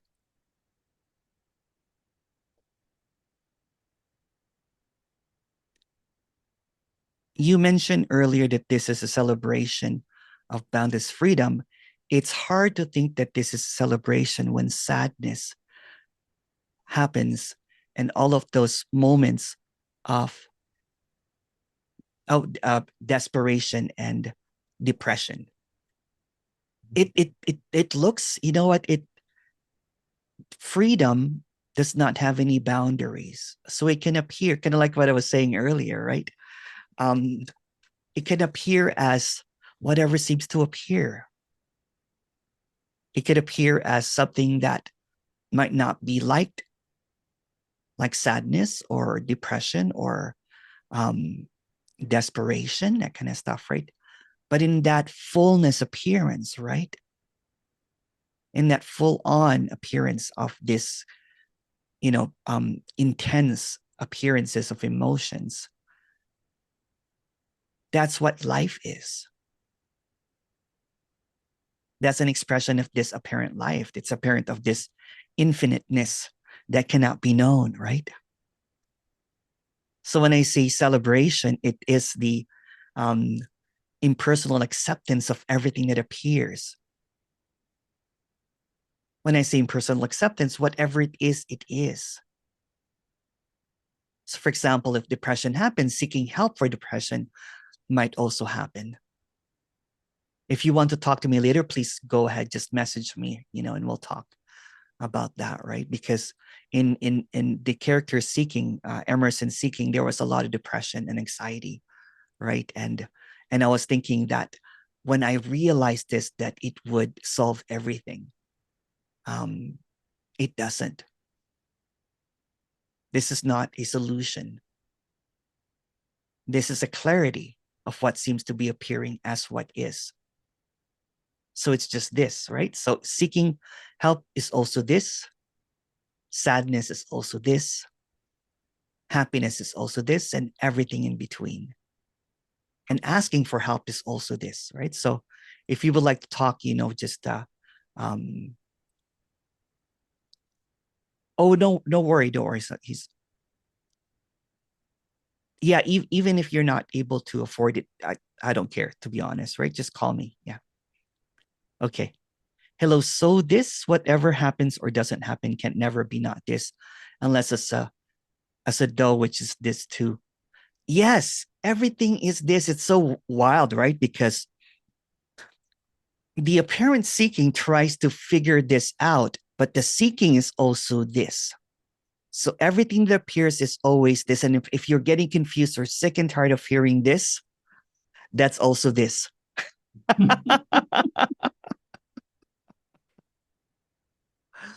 So this is just like a label, a label of something that cannot be labeled, right? So it's just very almost like a generic sticker for something that cannot be known. So that's why it's called this. So whatever happens is this, right? Because it's wholeness appearing as this wild imaginings of what this is. So it can never be not this, because even not this is this. Simple, really, really simple. Thank you.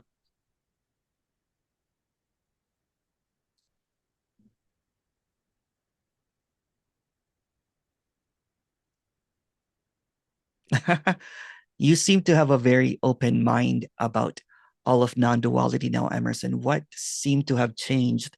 Nothing really, right? There's always been this openness with this character here. And yeah, there's just nothing wrong or right about anything. It's just whatever it is. It's it. Who am I to judge, right? Who am I to create separation? Who am I to put down, right? All I can really express here is already this, and I don't really contradict that, because that's also that. So openness is basically seeing that everything is already this. So is for that nothing matters. Yes, thank you. Yeah, nothing really matters, and that's that's hard to hear sometimes.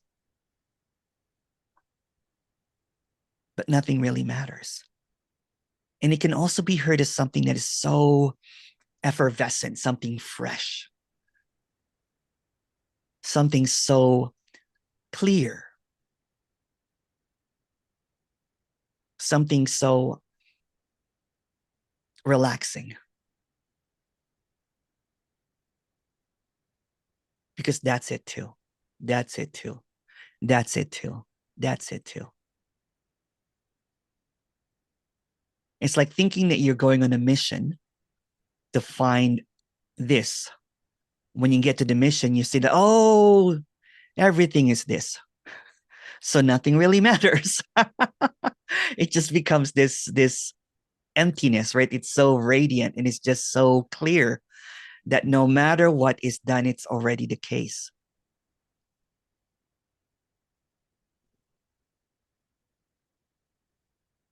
Thank you for that question.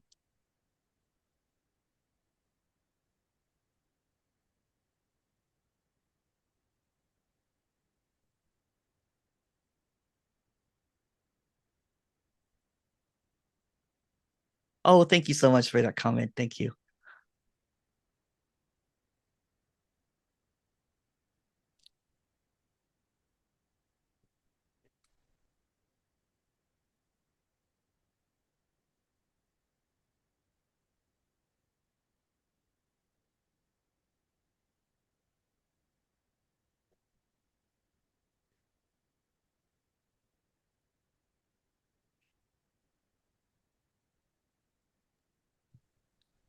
Hi, Emerson. Oh, hello.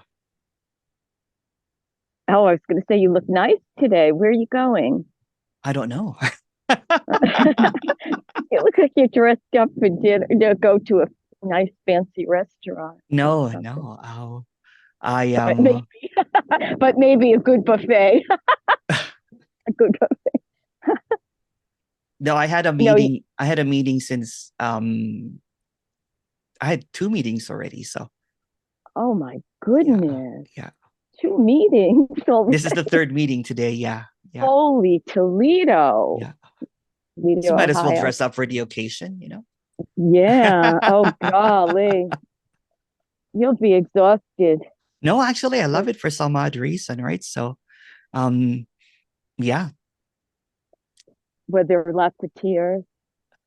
there's one group that the first group that is a new group that is coming out from a basically a community that was abusive, right? So yeah, there were a lot of tears. Yeah, Oh yeah. yeah, Yeah. yeah. No, this is silly. So anyway, I'll tell it anyway. You know, I like it when you know, I know there's everything's appearance and it's not, there's no non-duality and there's no duality, but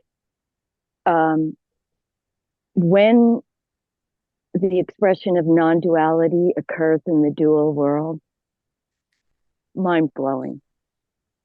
It is. I get I what know you're there's saying. no I mind, get there's what no you're mind. saying. It's so mind-blowing. And you know, like you know, I'm not going to go through this because I've done this already on your meetings. It's raining and That's sunny okay. at the same time. Or you get really angry. You're really, really angry at somebody, but underneath there's love, you know, and it's like, what? You know, or, you know, you're sad and you're really sad, but there's something inside that's happy too for Yeah. whatever. Yeah. Oh, It's just, yeah. So go ahead. Sorry. no, because like, you know, anyway, no, and I was even thinking the eclipse that's coming. That's right. When is It's that again? light. It's Monday, right? Is it Monday or Sunday? I don't know. It's soon. It's very soon. Maybe Monday. And it's darkness and light simultaneously.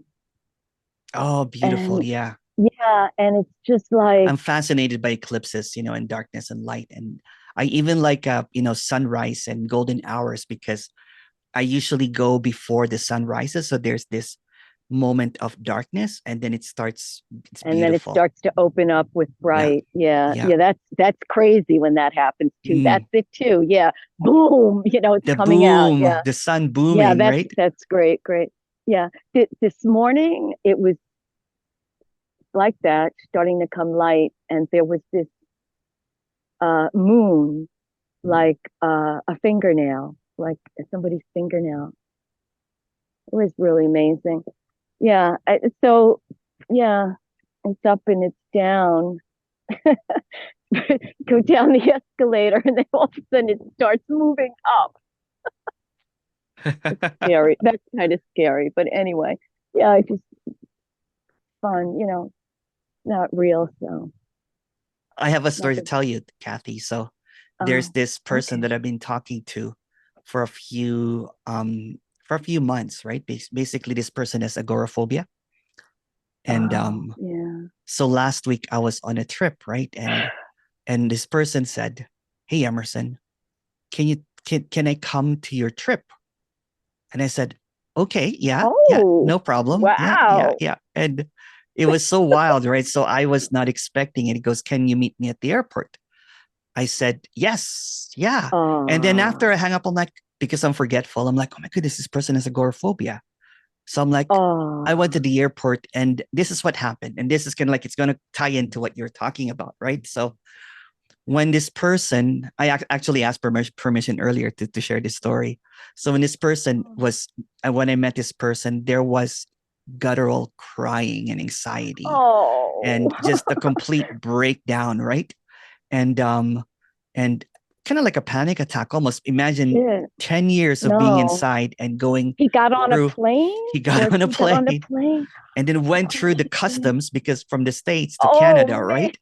And and we were there in the middle of the terminal, him crying and everything, and then laughter erupted, right? Laughter erupted. Wow. So this is what was said to me a couple of days ago. Said that That's intense.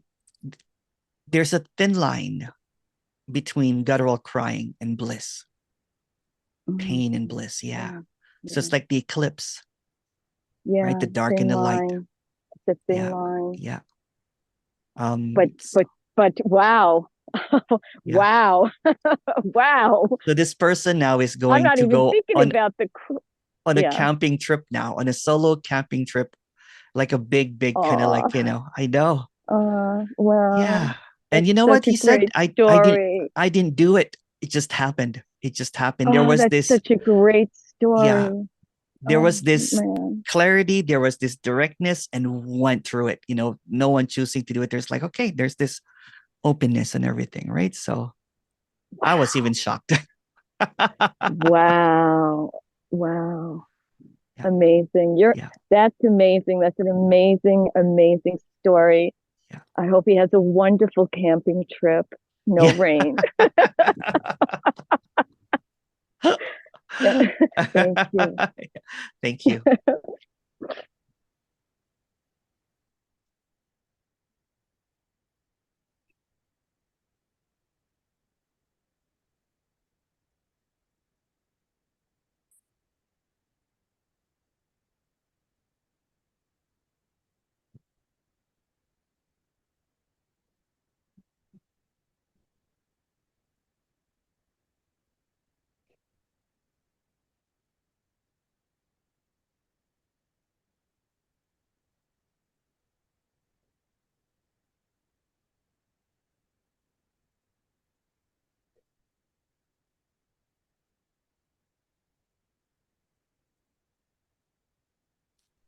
Hi, Emerson. Can you riff on non-duality? I missed your intro earlier. I'll do a little bit. I'll do a little bit, saying, but it's so in this appearance, like a tapestry of existence, this apparent existence, life seemingly unfolds that is way beyond any comprehension. The apparent self is a mere mirage, right? That weaves the tales and time and progress, seemingly moving but not moving, seemingly happening but not happening. But even these notions are nothing but a fleeting whispers in the vastness of this isness. When the character attempts to confine this boundless essence of what is within the rigid walls of comprehension, its vibrancy withers, and it usually hits a wall of dogma. So what's being expressed here is the breaking of the walls. It's even a breaking of the fourth wall and saying that no matter what you think, this is it, and no matter what you are believing, does not matter. There's no you, but this is it, even if you think that there's a you. So what's being expressed is like a shimmering beacon of isness to look beyond that there is no looker or being looked at. It's all illusion. But there's no separateness. It's just a dance in time and space. But the time and space does not even exist. It's like being a solitary actor in life stage. Take a bow. That there's no you to take a bow. And the curtain calls, the curtain ends, and there's a wild applause. And this cosmic joke, there's finally a punchline. It's already the case. Okay, that's it. What about not just that nothing matters, but also that everything matters, since both nothing, everything are this? Yes, actually, nothing and everything matters simultaneously. Hooray.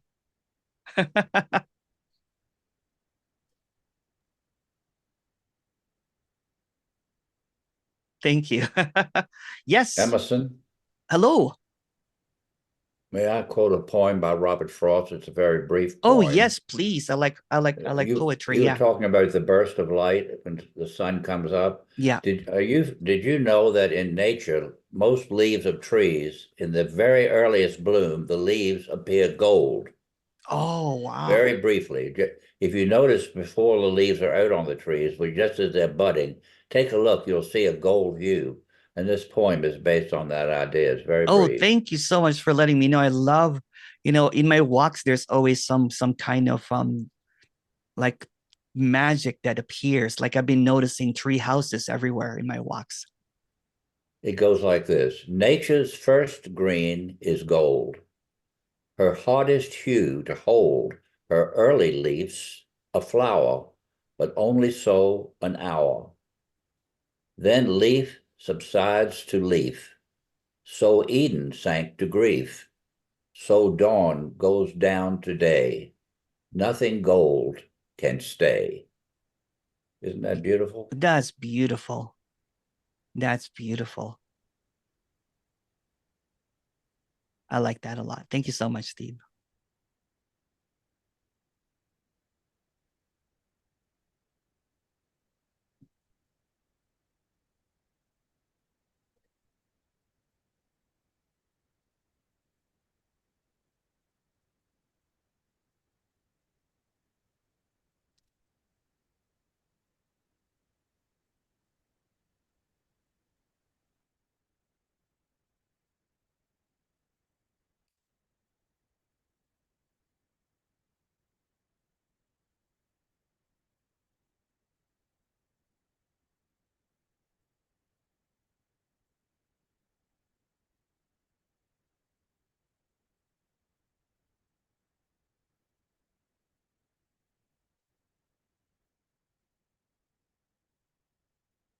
Oh, oh, thank you. Thank you. That's beautiful. I thought it was a question there, Steve, but you wrote down the poems. If you guys want to read a poem, yeah, I'll take a look at it. Yeah, it's beautiful. I used to be fascinated and just the words about non-duality and all of those texts and everything, the scriptures and everything. Now there's a fascination with poetry, actually. There's a past fascination with expression, songs, fiction, walking, nature, right? So there's a seeming expansion in the love of everything that seems to unfold, right? So, but yeah, there was a time that there was just this never-ending looking for meanings and words. So when I read poetry like this, it's so beautiful, right? Like, wow, look at that one. Wow. Thank you. Hi. Oh, hi, Kathy. Hi.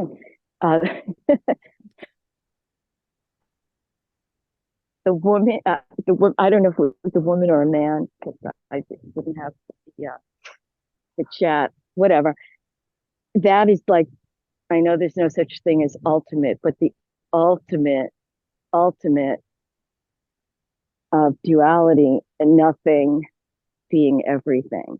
Yeah. Because nobody can, because there is nobody, so there's nobody to verify nothing. And what could possibly be everything? Yeah. It's just like the ultimate mind game. When Totally. you Yeah. Yeah. all the time, nothing. Or empty, full. Mm. Can you say anything? Yeah. Yeah. Can you? Well, you actually already said it. You know what I'm saying? You said it beautifully already, Kathy. That is, that's a you expressed it wonderfully there. So yeah, it's the everything is this beautiful expression of seeming lack, and realizing its fullness, right? But there's not even a process because even lacking is a part of everything. Every missing is a part of whole, right? So there's nothing that is excluded, whatever it is, right? So Even the seeming passage of time and timelessness is just another appearance, right? Like life is also death simultaneously. That kind of thing. It's or the light and dark, right? It's just, if you look at kind of like yin and yang, right? You know, there's both have light and dark, and it's interchangeable. Yeah. So there's this beautiful appearance and seemingly intricate appearance of duality, like polarities and everything. But everybody's missing out on that invisible thread that seems to interconnect everything. Yeah. Yeah. That's it. That's it. That's it. Yeah. Okay. Okay. Bye, Cecilia. Okay. Cecilia I'm not going to ask you. Oh, bye, Celia. Okay. All right. Okay. Hello, Emerson. Hi. Oh, hi, Corey. Let me cut it. I'll get to you, Karen, after Corey. Sorry. No, I did. Hi, Corey. I can't see you, but that's okay. I know. That's what I was going to say. I just got something's just popped up on my screen. Because I've had a procedure done on my nose and I've got a plaster. Oh, no worries. I look totally stupid. That's it too. So I'm keeping it. But no, I was just going back to talking about poetry. I read blog. What's her name? Forgotten her name. Gunvor? Gunvor. Yes. Gunvor. I read her poetry, and because you suggested to go there, and yeah, I really couldn't understand a word. It was all I never often I can't because it's not straightforward poetry, is it? It's just more of an expression. I couldn't understand it, but when at the end, it was just like I was filled with this longing, Yeah. deep longing after reading her blog, although I couldn't understand it, and I just longed to link in with you and over Easter, and I couldn't. I sent you some stupid demanding, "Where are you?" Oh. I thought he's not replying because that was so rude. No. I was so desperate. You've never sent me in any rude things. No, don't worry. Yeah. Oh God. But anyway, I came to the conclusion you weren't doing anything over Zoom over Easter. So anyway, but just that longing after reading Gunvor's blog. Yeah. It went eventually, but it was like real ache. Yeah. It was interesting because it is interesting that's it too, right? That longing is it. Yeah. And how that poetry evoked that, because it does. Yeah. I don't understand a word of it, And sometimes you don't have to. No. Well, yeah. Yeah. Anyway, I just wanted to tell you that. That's beautiful. We'll chat soon, Corey. Just message me. Okay. All right. Okay. I'm glad you can't see me. That's okay. I hear you. Okay. Okay. Oh, God. Oh, hi, Karen. Oh, I can't hear you, Karen. Okay, I just unmuted myself. Can you hear me? Yes, I can. How are you doing? I'm pretty good. How are you? That's good. Excellent. I'm glad I caught you today. I so often don't. I get your emails. I love to get them. I think, I'm going to do this today, and then it doesn't work again. But I've had a couple conversations with you because I was a longtime Course in Miracles student. Yes, that's right. Yeah. And, likewise. Yes, I know. 10 years. Yeah, well, I hate to tell you how long. I mean, I really actively for me 15 and then another 15 just, wow. trying to get back to it. Let's Did you say, do the workbook religiously every day? Well, no, that's what I Okay. was not very good about. You know, Mhm. it took me forever to do it. And then I found myself backtracking a lot. But, you know, I had this experience with it that, you know, just lesson 132, I don't, yeah, for a lot of people, it wouldn't make any difference. But there's something so important in there that touched me the very first time I ever heard somebody say it. And it's the line where it says, there is no world. Yeah. This is the central theme Ta-da. this course attempts Yeah. to teach. And, you know, after really, like, that just hit me. Somehow I just Yeah. knew that was so true, that after doing after that, like doing, let's say the doing of the course almost didn't ever make sense. It You know, doesn't. it was, It doesn't. Yeah. yeah, that one line was just like, wow, you know, it wasn't even a thought of, well, why bother doing it if there is no world? I had something of a so-called near-death experience when I was only Oh, 20. wow. And I could never find the words after that to say something like there is no world, but that's what I really saw. You know, it was just so clear, but I was only 20, you know, and I didn't even know what I was You didn't know seeing, the but context of it or to put words. Yeah. Yeah. no, it's almost like I needed the course to come along Yeah. for somebody to just say that one sentence. Yeah. and so many times when people would say, "Oh, you did the course for 30 years," I'm like, well, not going to say I did one sentence for 30 years, but you know, it was it always brought me back to the place of I can relax, I can rest, I can relax. This isn't really happening. Yeah. You Yeah. know, nothing's really happening, even though it feels so much like it's really happening. Yeah. Yeah. Yeah. Yeah. Well, so good. Go But ahead. I wanted to, no, that's all right. I wanted to speak to a couple things that you brought up and other people brought up. First of all, I'm in Massachusetts. The eclipse is Monday afternoon. Oh, It's wow. starting approximately 2:00, and over. It's going to pass right over. It's going to be total over in the Northeast here, over New York, then Vermont, New Hampshire, and Maine. So it's going in that direction. Okay. But Toronto, you'll definitely have I don't know how much, you know, maybe a sliver or a quarter. Massachusetts is going to have we're going to be almost total. So the totality. In Niagara Falls, it's total eclipse.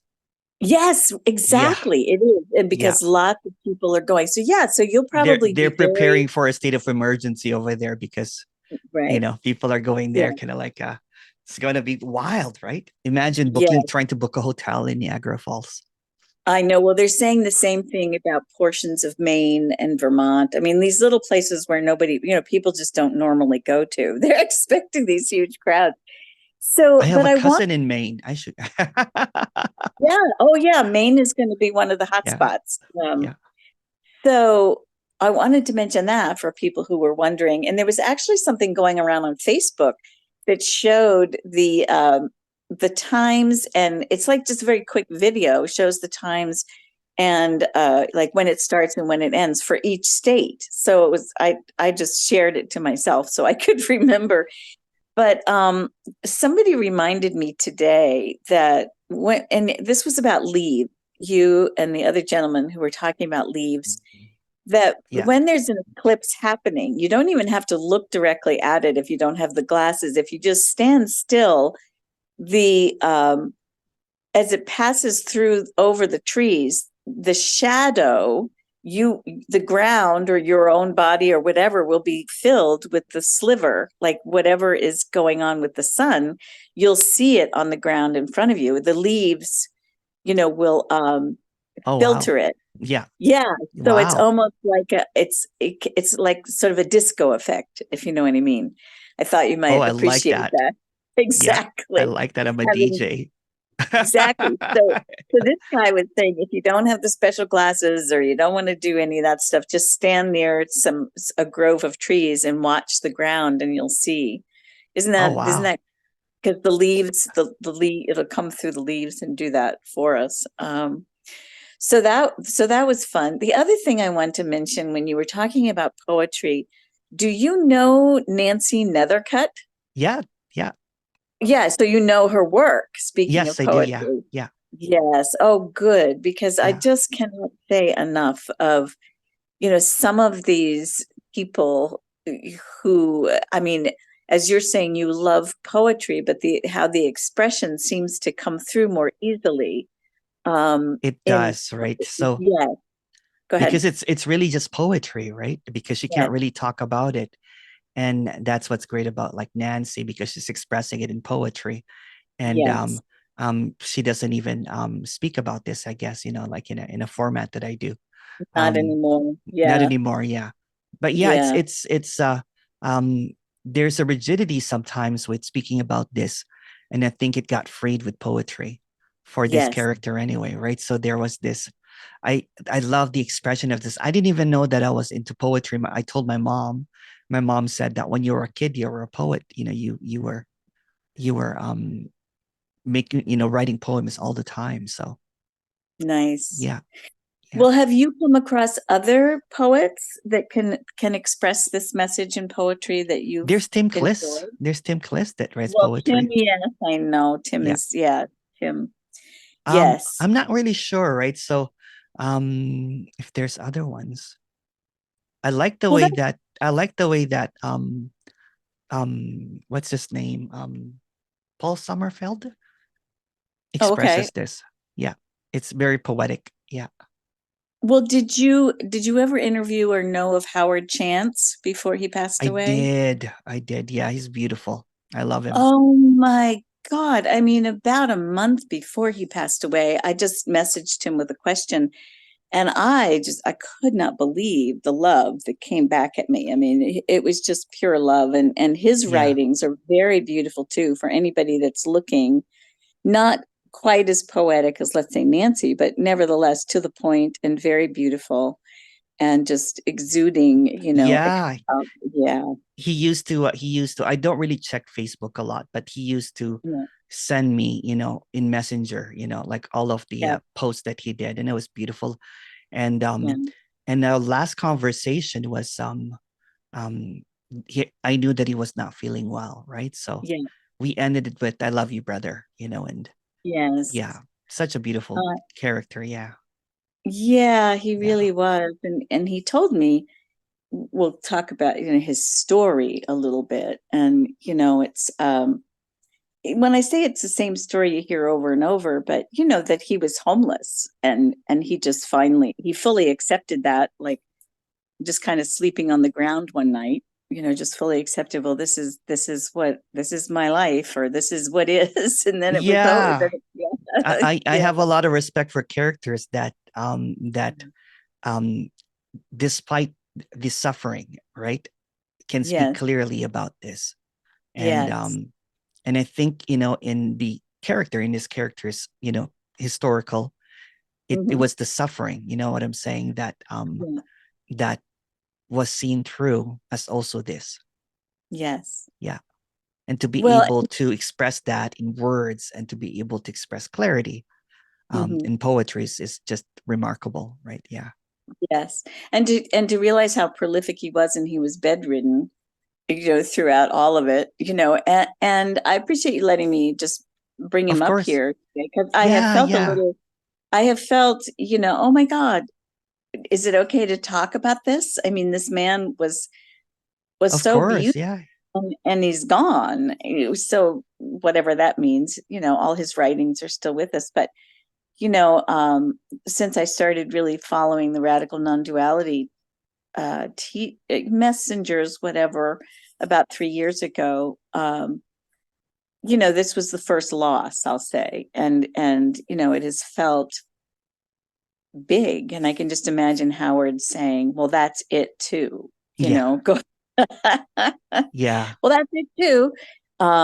So I'm not sure quite how to relate to it. I mean, can you talk to me a little bit about death? Yeah, there was sadness, right, with that when he passed away.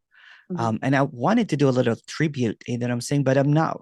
But this character is an introvert, basically, right? So I tributed him just quietly and everything, right? I don't have to make a big post. And I'm so happy that you're talking about this. It's kind of like a tribute to him. Yes. I love that he challenged everything. Yes. I love that he was fearless. I love that he was a rebel. And his story was very difficult, but yet, you know, he was bedridden most of the time, right? But and then he spoke in a way that could be challenging for some characters. Yes. Yeah, but he also spoke in doses of clarity.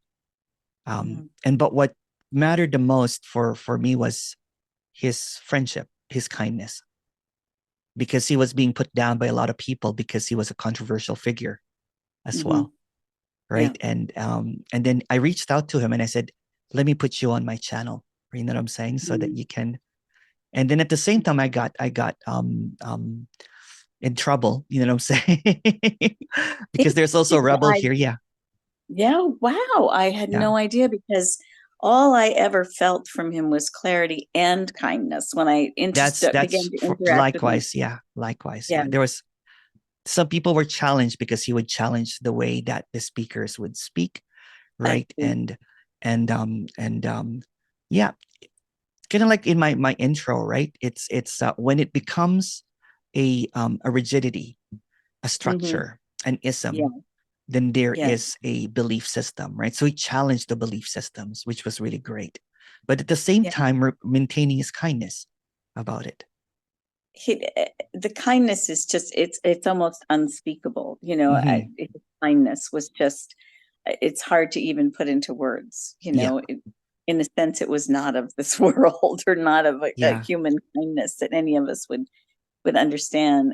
And how he expressed most of his posts on Facebook also through art, his love for art. And people wouldn't necessarily know that, but his posts always came with some beautiful piece. I appreciated that. I can that's the same way that I do it, right? You know, like I do it for the love, right? And it shows, you know, with Howard, the way that he did it. He would write this poetry or, you know, or little quips and everything.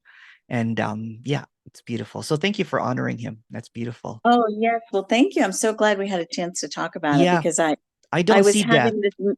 I was having this missing going on, and I just was like, you know, I got so used to him every day, 5 or 6 posts every day, and something that was so always not just thought-provoking, but really resonating. But so I didn't know he was a controversial character. There you go. He wasn't to me. But there was just love. There was love. He challenged some of the radical, you know, the well-known radical speakers. And when you challenge it, I was trying to post this video, and every time that this video would come up, there would be trying to shut it down because I had a bigger platform. And I did tell him, you know, he said, well, Emerson, he was so kind, right? He goes, if your channel is going to be shut down, don't put up my video, you know. Oh, I love him. He said, don't put up my video. And then my response to him, I said, I would rather have my integrity and friendship than my YouTube channel. So we had that, you know, that bond. Yeah. Somebody just asked the question. His name is Howard Chance. Yeah. And I think his last interview was with Walter Driscoll. Yeah. About a month before he died. And, you know, he's obviously, you know, talking from his bed where he was bedridden. He was a veteran that had, and he had a lifelong illness. And I think he was progressing. And there's a thing, I was the first one actually that introduced Howard to YouTube. So I was the one that first gave him the interview, and he was so happy. He was so happy, right? He was over the moon happy, and he was so proud of it. And and this is great. I'm so glad we talked about this, because if we've introduced him to a few more people, you know, that would just be a delight for me, because for them to go look him up, because he was a bigger than life character. And as you said, the love that exuded from him was to me, that's again for like the going back and forth argument about non-duality. To me, it doesn't matter anymore. It's a moot Right. point here, Yes. right? Because there's just this openness here for whatever, right? And I like that, of how Howard took it into it, into spotlighted it, a lot of the stuff that was clarified it and remained the kindness. And that's what maintains is the kindness. The kindness, even if he would get riled up talking about it. If you saw some of the videos. Yes, yeah. Well, he was way less riled up towards the end because he didn't have the energy for it. Yeah. But I love that we brought him up, and I don't know, he is missed, whatever that means, and in the meantime, I go back to the place of after that so-called the near-death experience, or whatever we want to call it, and the realization that there is no world. When somebody like Howard passes, there's always this feeling with me of like, I don't know how to say it. I don't want to say it's intuitive or any of that, but it's just this feeling of just how big, so to speak, we all are. There's just no words for it. Like, just feeling like Howard broke into a million star pieces, like starlight or something.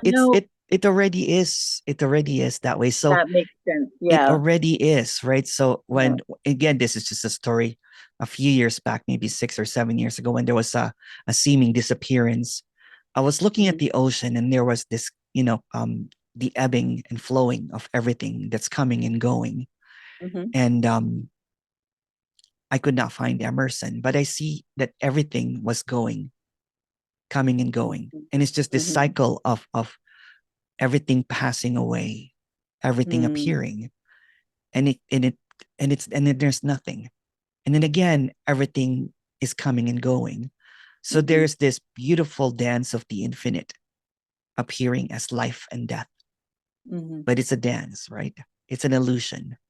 So I don't really see Howard as dead and everything, because there was no Howard that was alive to begin with, right? So there's this beautiful appearance of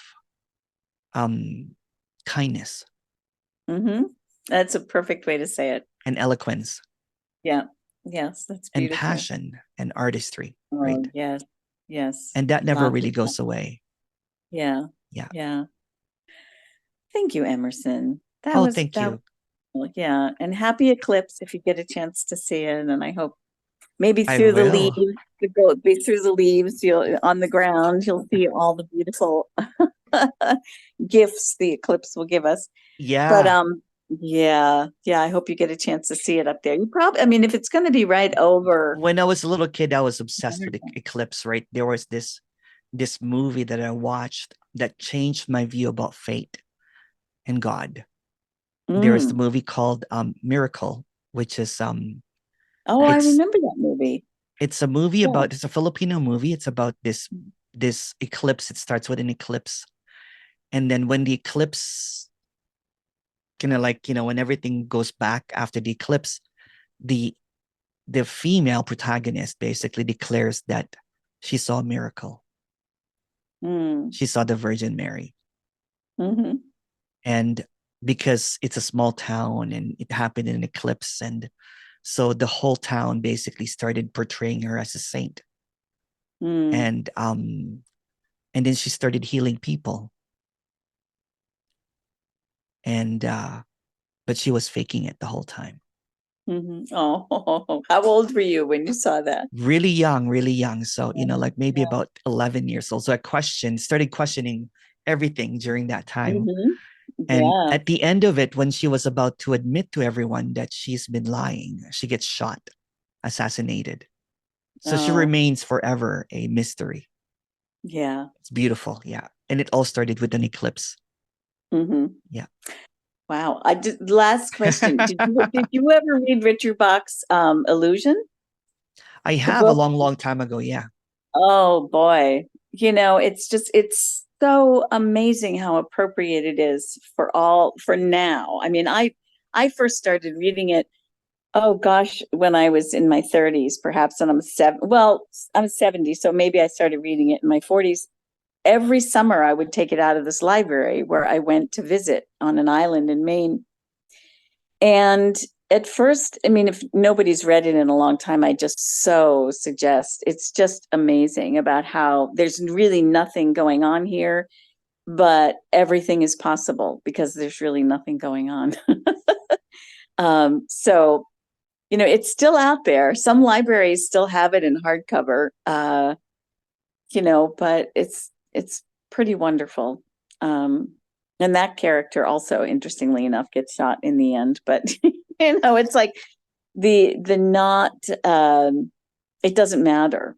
You know, it doesn't matter with the characters, you know, what happens. And so, all right. Well, thank you for the chat. Thank you, everybody else, for listening. And Thank you, Karen. we had a chance to honor Howard for a minute. Thank you All for right, doing that. Emerson. Thank you for doing that. Well, thank you Yes, for That's everything. that's a you, beautiful Karen. tribute. Yeah. Thank you Sure, for you're that, because welcome. I didn't even know he passed. Yes. I haven't been on, I'm not on Facebook, but I used to listen to him with Emerson or with Walter, and I loved him immensely. Yeah. So I was kind of shocked, but it's Oh, I'm like, sorry, again, Kathy. Oh, It's pretty again, recent. it's It was like, maybe 2 weeks ago. Not more than 2 weeks again, ago. just like non-duality, because there's a relief too for him, because I know he was suffering. He was suffering, so he withstood that so well. You know, he was a very famous musician. Oh, I didn't know that. oh, I didn't Oh know my that too. God, Money Can't Buy Me Love is my favorite song. And that was he his? yes. And he had a woman that played the saxophone with him. I can't think of her name right now. Do you know it, Emerson? No, I don't. Yeah, I didn't know that he was a musician. Yeah. Yes, he was famous. Isn't He that was interesting? so You never freaking mentioned famous. it. He has such beautiful songs out. Gorgeous. Money Can't Buy Me Love.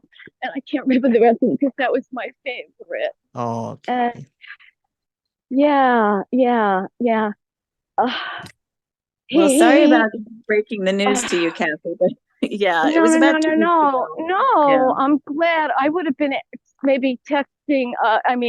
Walter. I would have probably at some point would have emailed Walter and said, "How come you don't have Howard anymore?"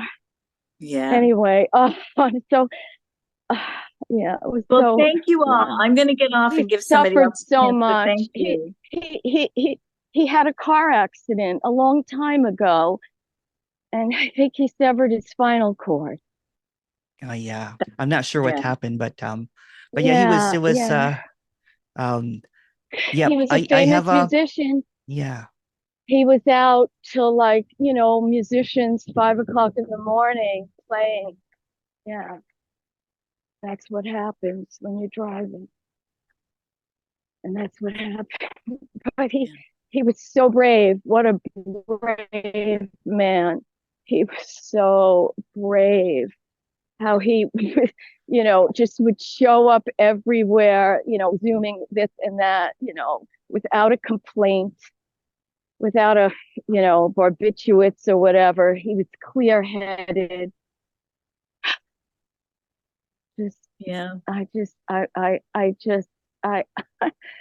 I haven't spoken to him in quite some time because I haven't been on Walter and the Zooms or anything, but I did email him quite a while ago. I think it was last Christmas.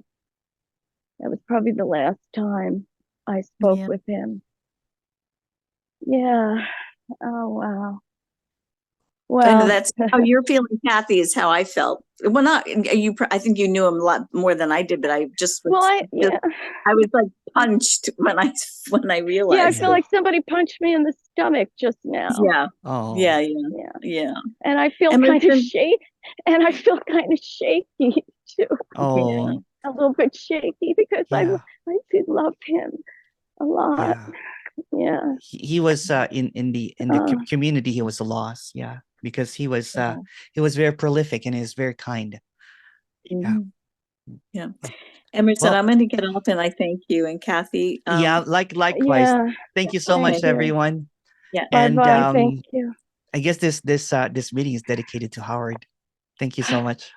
Much Thank love, you. everyone. Thank you Much so love. much. Thank you. And Bye bye. I'll see you guys on Sunday. Yeah. And I'll leave the room open so for people to talk and everything. Thank you so much, everyone. Bye bye.